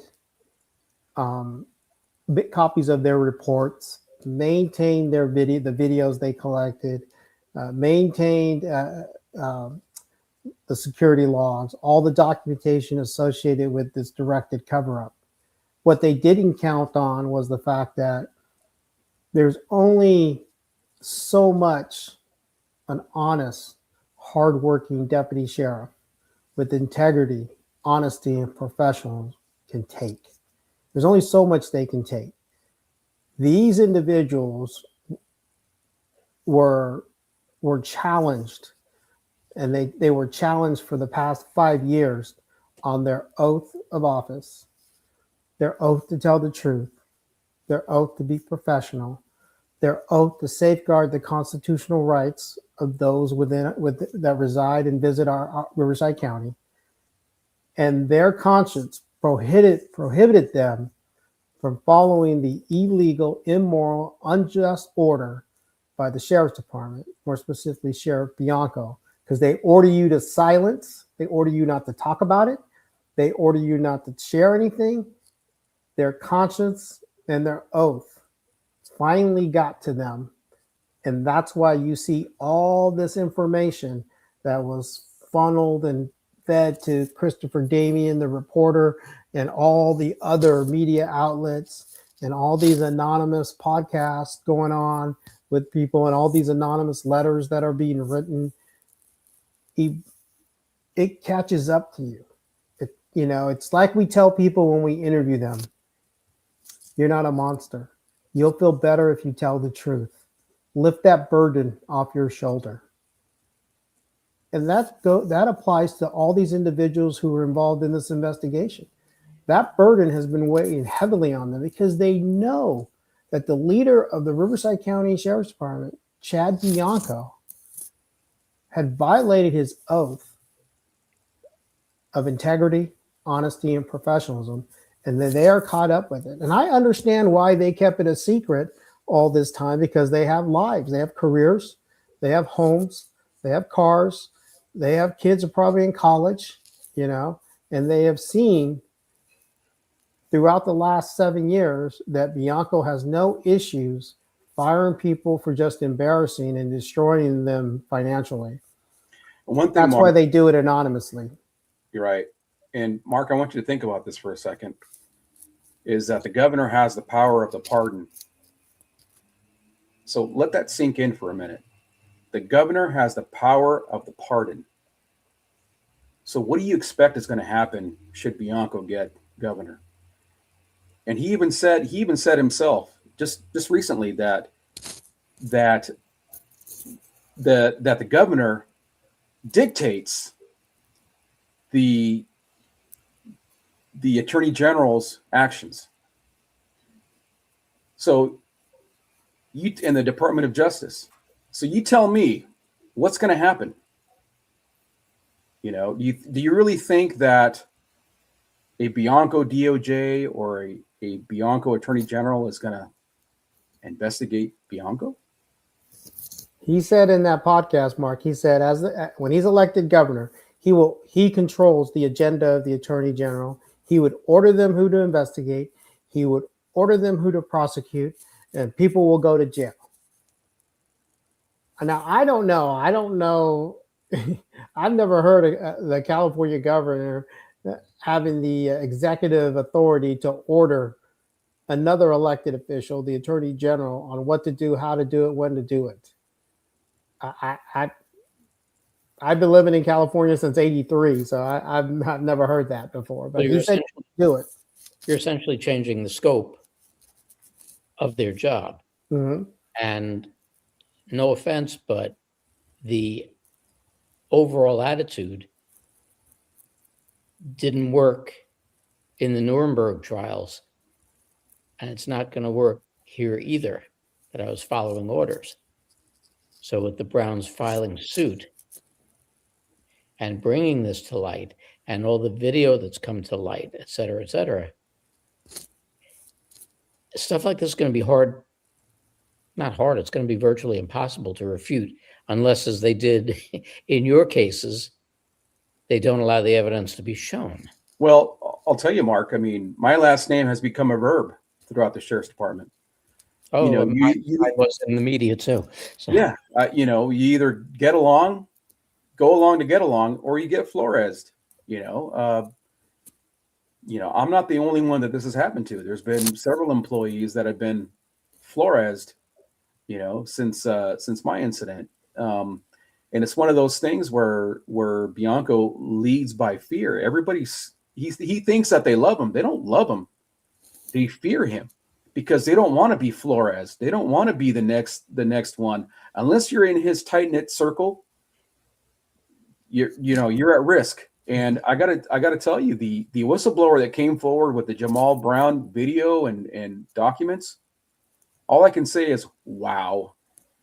You know, that person took a huge risk, and because that had to be weighing heavy on their conscience for the last 5 years, and God bless them for doing it, you know, because I can't even imagine if that was my loved one, not knowing and asking questions for the last 5 years, 5-6 years, and never really knowing and understanding what had occurred until now.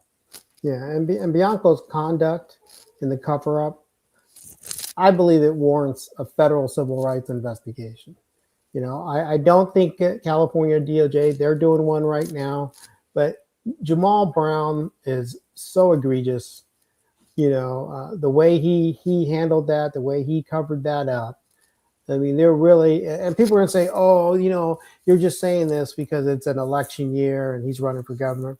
No, I'm saying this because whistleblowers have provided this information at this particular time, and people aren't sitting on it. People are, you know, we're talking about it. We're reading about it. We know a lot about it. At least I know a lot about it.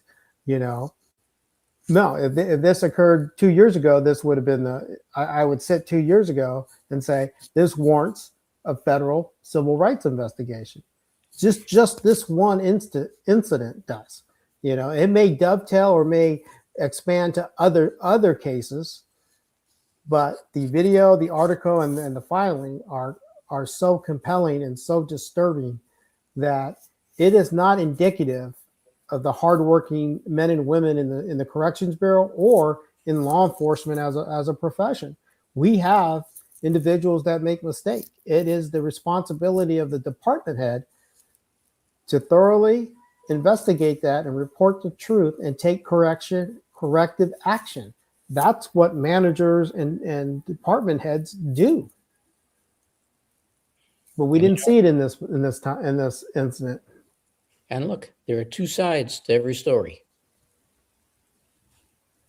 There's a reason they're not even making an attempt to counter any of this.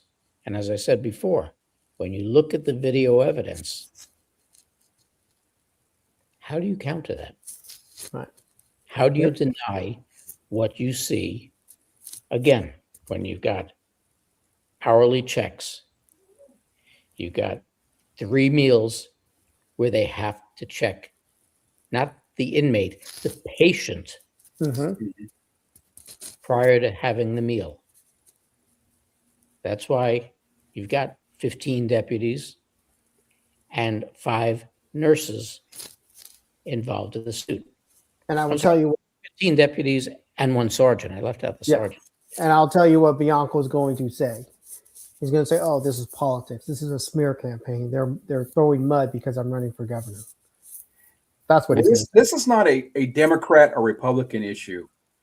This is a negligence and irresponsible issue. I mean, you know, the massive cover up in this case is just unbelievable. You sit back and it's like you said, Mark, it's irrefutable. Everything is right there. The video, the transcript of the video, the report, the coroner's report. I mean, it's just all the documentation together. There's nothing left. There's no second guessing. There's like, well, maybe that. No, it's not there. Everything is right there.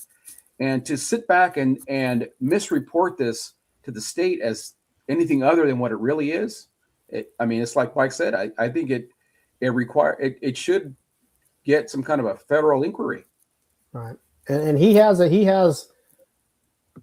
people in the department that he has ordered that are in his inner circle and that are tasked for finding and identifying these whistleblowers. He wants their head on the chopping block. Oh, of course. You know, Of course. he But again, wants them out. From what you said, how do you possibly call this a quote unquote political hit job when the evidence is there? How do you refute that video? How do you refute 2 days of this guy being on the floor in garbage? How do you refute the nurses who were supposed to check him before every meal? Bianco cannot formulate a remotely reasonable defense for this conduct. So he is going to say, I'm a Republican, I'm a MAGA, and this is just a political attack on Democrats. This is a political attack from my political enemies. Listen to what he said on, was it June 29th or July 29th at the Board of Supervisors, when Supervisor Jose Medina put on the table and asked for a second to conduct an inquiry, an ad hoc committee to conduct an inquiry on the feasibility and the appropriateness of creating an oversight committee for the sheriff's department. Bianco, and this occurred about like 2:45 p.m., stepped up and he just went off, right? He just went off. And instead of looking at the department and their failures, right? The numerous deputies that got arrested for sexual extortion, arrested for, smuggling narcotics in the jail, arrested for domestic violence, arrested for DUI, right? The 70 plus in custody deaths under his watch, Instead, what does he do? He attacks the Democrats. He attacked Jose Medina, and that this was all political. Well, Jose Medina just got elected to the Board of Supervisors, right? There are 4 Democrats and 1 Republican, I believe, on the Board of Supervisors. But they're, 4 of the 5 are all funded by the Riverside Sheriff's Association. They donate a lot of money.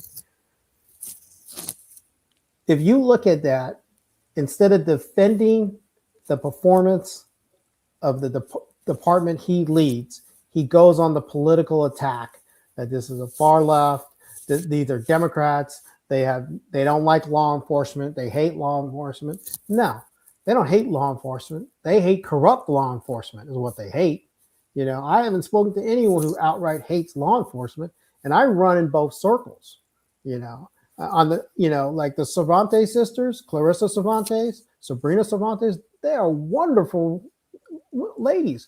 They care so much for our community that it's hard to even gauge how much they care and what they do for Riverside County. And they're Democrats. They're wonderful people. They don't hate anybody. They love law enforcement, especially good law enforcement. Law enforcement is nonpartisan, should be nonpartisan, right? Everybody should have a certain level of disdain for corrupt deputies and corrupt police officers, And Chad Bianco once said on an interview, most recently, is that nobody hates bad cops more than good cops. But when the top cop is a bad cop, what do you do? What do you do? The explanation that you just gave doesn't fly with me any more than it flies with somebody coming to me and saying, you're anti-Semitic. Okay. I'm a Jew. Yeah. It's kind of hard to be anti-Semitic. Yeah. Number one. And number two, I am a MAGA person. I'm conservative. He's been on my show a couple of times. Mhm. These are allegations. Deny them. Deny the video. And I'm not going to be stupid enough or bold enough to say, I'm offering a challenge to you, Sheriff. No, I'm offering you the opportunity to come on and rebut what's been put out there. But if you can't go and yell somebody's being unfair to you. You can't go and yell that it's a smear campaign.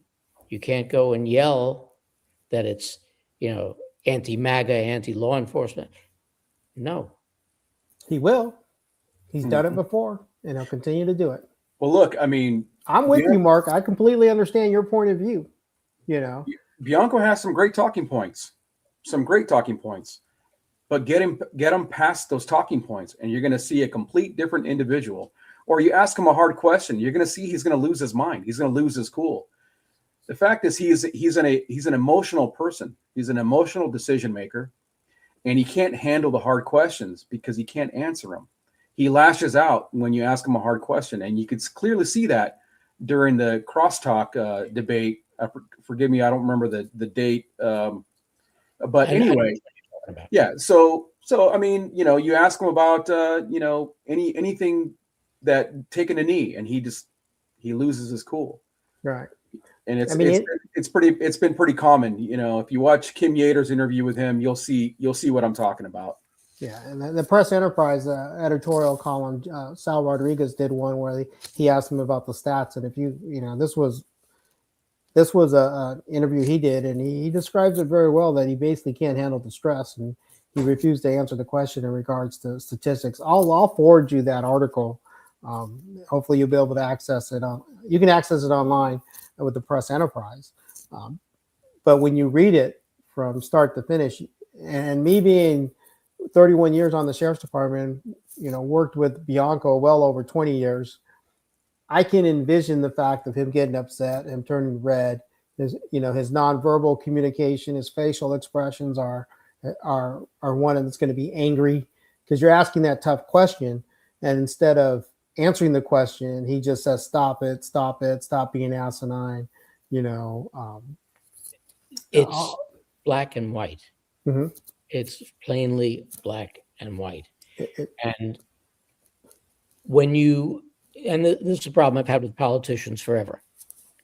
When you tap dance, you know, you better be a good tap dancer, because getting angry and trying to Mhm. aid works with a lot of people in the media. I think we've spoken enough that it doesn't work with me. Yes. And again, I'm doing it here, and I will contact his people again another 2 times and see if they respond. And if they don't, we're entering into a time with everything that's going on where the midterms and the local elections for governor, mayors, et cetera, can set a precedent in this country. And I think the people have to really get beyond their thought process of, walking away and saying, well, it's not going to make a difference. My vote doesn't count, et cetera, et cetera. You've really got to put some time into evaluating, especially when you've got a situation where you've got so many people from both parties running for office. It makes your primaries important, and it Mhm. makes your elections important.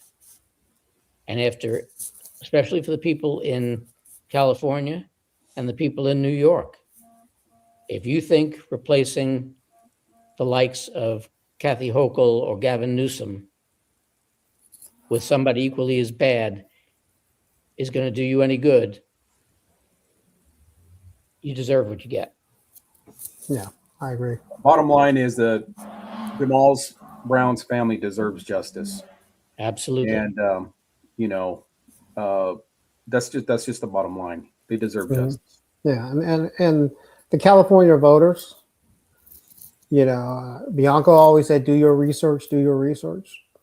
Unless you're doing research on him, he has a record. He has a dismal record, quite frankly. Lies and lawsuits, 9.2% closure rate, over $1 billion budget. You know, we're going to operate in the deficit once again. But when you have a $1.1 billion budget, you should be solving crime and protecting and serving the community and all our residents in Riverside County. He's a flip flopper. First he wants everyone more recently, if you come into the country illegally, you get arrested, you all go to jail. Now he's looking at a pathway for citizenship. Well, what is it? Are we a lawman? We don't do anything federally. Well, didn't he just say? Didn't he just say that he wishes this was the 60s, 70s, and 80s, so he can take the illegal aliens behind the shed and beat the what out of them? Right. I mean, so which is it? Yeah, and our law enforcement officials should be nonpartisan, regardless of your status here from a law enforcement perspective and my perspective, which I agree with and I operated with over the last 31 years. I'm here to safeguard your constitutional rights.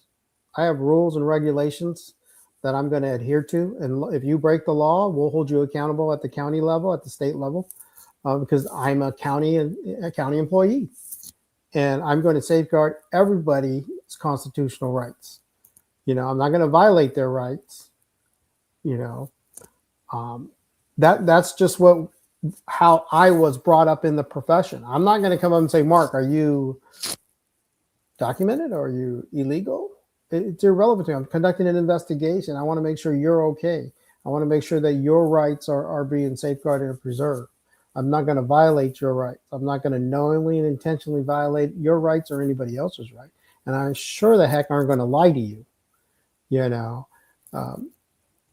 The truth, regardless of how painful it is, you will find in hindsight that one of our residents would appreciate the truth, right? Jamal Brown, his mother and his father, they deserved to be told the truth. And they would have been devastated with the truth at that time, that point in time in 2020, as opposed to languishing in pain and suffering and wondering over the past 5 years. And now that they finally know the truth, 5 years later, they're reliving that trauma, they're re-experiencing that trauma. And I don't care about your political affiliation. This is just common decency as a law enforcement professional to explain to you what had happened, right? Because Mr. Brown, Mrs. Brown, the mother and the father, Jamal, is their son. And although he made bad choices in life, we can all agree on that, he's still their son. And they still love him with all their heart. And this was, I mean, this is just so preventable. It was just the right thing to do, and Bianco failed once again. He chose money and politics over the truth. It's not just over the truth, it's over someone's life. Mm-hmm. And evidently not just one someone's life. Right. Several. We're finding multiples. You know, in my case, I mean, my career, my life was just turned upside down. And, you know, my wife, my family, my reputation dragged through the mud.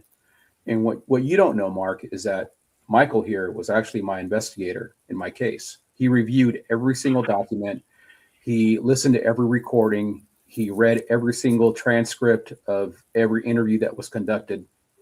And Mike wouldn't be talking to me if I was guilty of anything. He reviewed it and he was absolutely disgusted with what he saw, with the lies that were presented, with the misrepresentation of evidence, the doctoring up of documentation. And I'm not just talking about the real report, fake report, the ones that Eric Nevins did versus the one that Wade Lenton fabricated.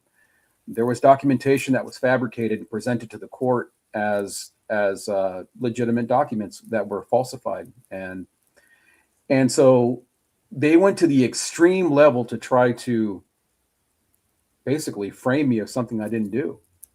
And it wasn't, Mark, it wasn't like I was one of those disgruntled employees. I had an issue with my work ethic. I had zero issues. I had no problems, zero discipline. I rose through the ranks. I mean, they wouldn't promote somebody that was a failure. And to sit back in court and listen to them describe me as this incompetent manager, incompetent supervisor, and this deputy, and I'm like, who are they talking about? I have all of these accolades and all these awards, and one of the not want to say one of the most, but a very highly decorated deputy sheriff, deputy of the year, most felony arrests in 1 year. I mean, just a whole slew of accolades that I received throughout my career. And to sit there and listen to these people testify and listen to them lie, I mean, it just broke my heart. And I'm like, I can't believe. I mean, Mike sat right there in the courtroom next to me every single day, and he was in disbelief. And that not the current district attorney, but a prior district attorney said, I have good prosecutors. We have good prosecutors. And you know what makes a great prosecutor? A great prosecutor can convict an innocent man. And I just thought that was all, BS.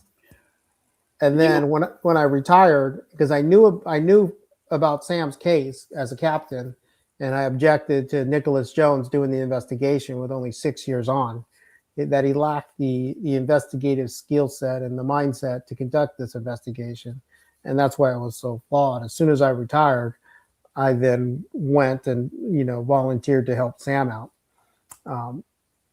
But nothing resonated more than that deputy district, that district elected district attorney saying that I have good prosecutors, but what makes a great prosecutor is they can convict the innocent. And that's when I realized that my whole view on this, on the Riverside County District Attorney's Office was skewed to the point where they don't seek justice, they just seek conviction. They don't seek the truth, they just seek conviction. I sat as an investigating officer on, a few trials during my homicide tenure, and I would look at the DA, or I'm sorry, the defense attorney, and they would ask, "Hey, we don't have that report," and I would open my casebook and I would, "Here you go, you can have it. You didn't get this report? Oh, and I actually, had a defense attorney, can I look at your casebook? Because it has every report, every printout. It could be 1, 2, 3 casebooks, and then I realized that the game really is for the district attorney's office is what can we keep out, and can we keep it out legally? In this particular case, the Eric Nevins report, that was kept out. I thought that was a violation of due process and of discovery, to the point where you have it, but you don't want to surrender it over. You have to have a judge say, "I'm ordering you to give them that report," and then you slow roll it and you fight and you delay it. And then I realized, the district attorney's office, when they go into the courtroom, it's not necessary for the truth and justice, but personally, they want a victory, a conviction at any cost to move up the ranks. That's Mike, exactly it.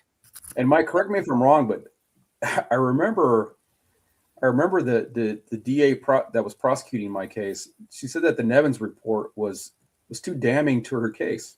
Mm-hmm. Yeah. And I'm like, wait, well, exculpatory evidence usually is. So if it's too damning to your case, that means that maybe there's not a crime here. And, when I sat there and I listened to the deputy, Nicholas Jones, that what we call it testified on the stand. He testified on the stand, and after the he had to know that there was going to be some complaints that were coming down after the trial with regards to his false testimony as basically lying on the stand, that he abruptly resigned right after the trial, because I'm sure he knew that the jig was up. He was going to be there was going to be a complaint against him for lying. So the good thing is that he's no longer a deputy, and he can't do this to anybody else.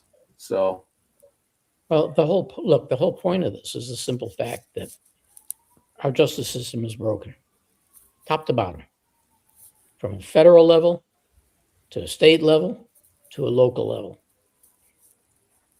The problem is that you have people, again, who are sworn to the state and federal constitution to uphold people's rights, and they don't do it.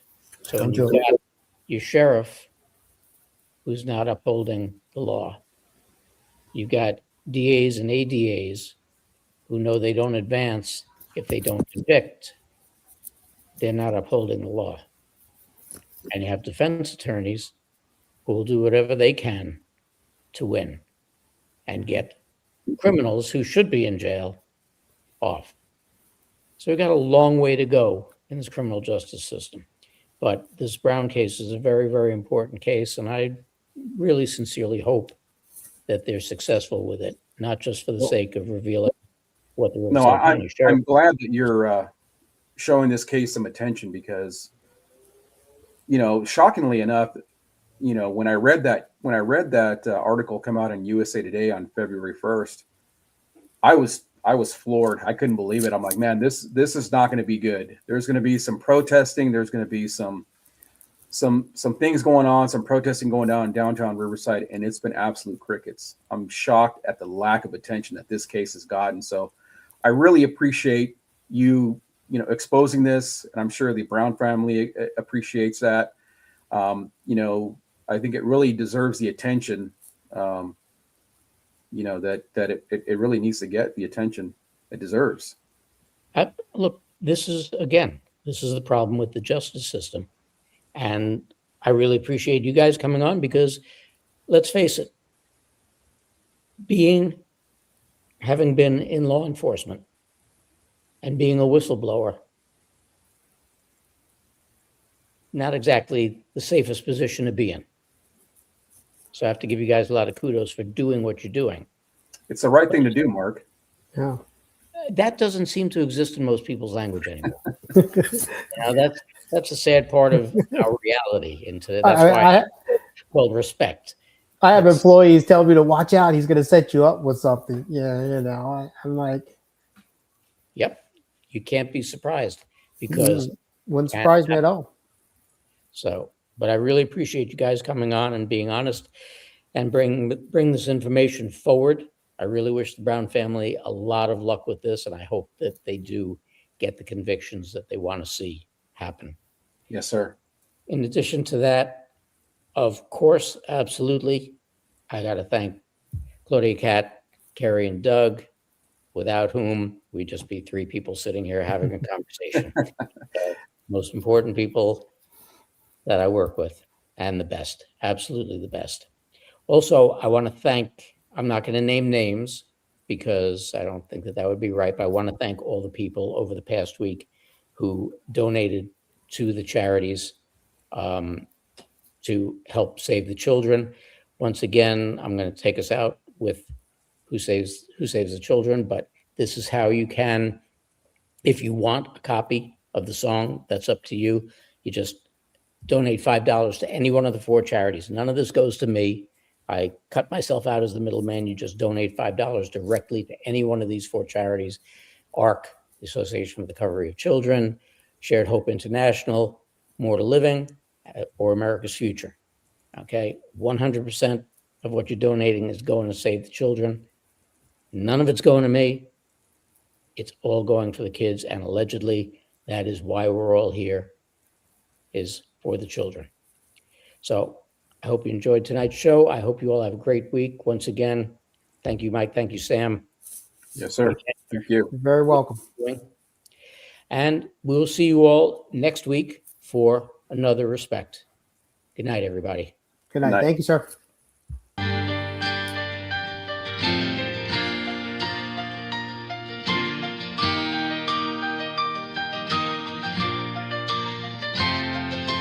Children are the center of our world, and we do our best to show them that we care.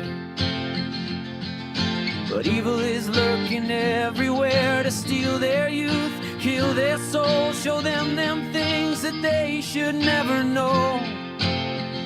We live in the craziest of times, you never know what's in another's mind. We keep them safe, protect from bad, but they just choose to make them sad and keep their evil rituals alive.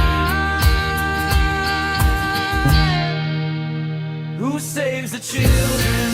We do, we do. Who keeps them safe and warm and so secure?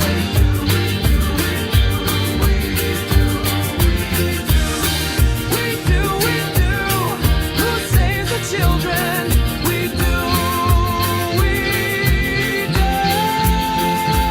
And we'll fight to death to keep it safe for you. We'll fight for what's right with all of our might, and we won't leave one single child behind.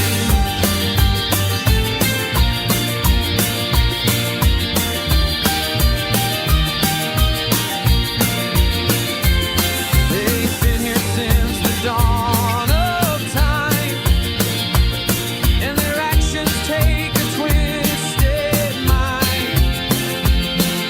But we won't stand no more. We'll track them down for sure and make sure that they are gone forevermore.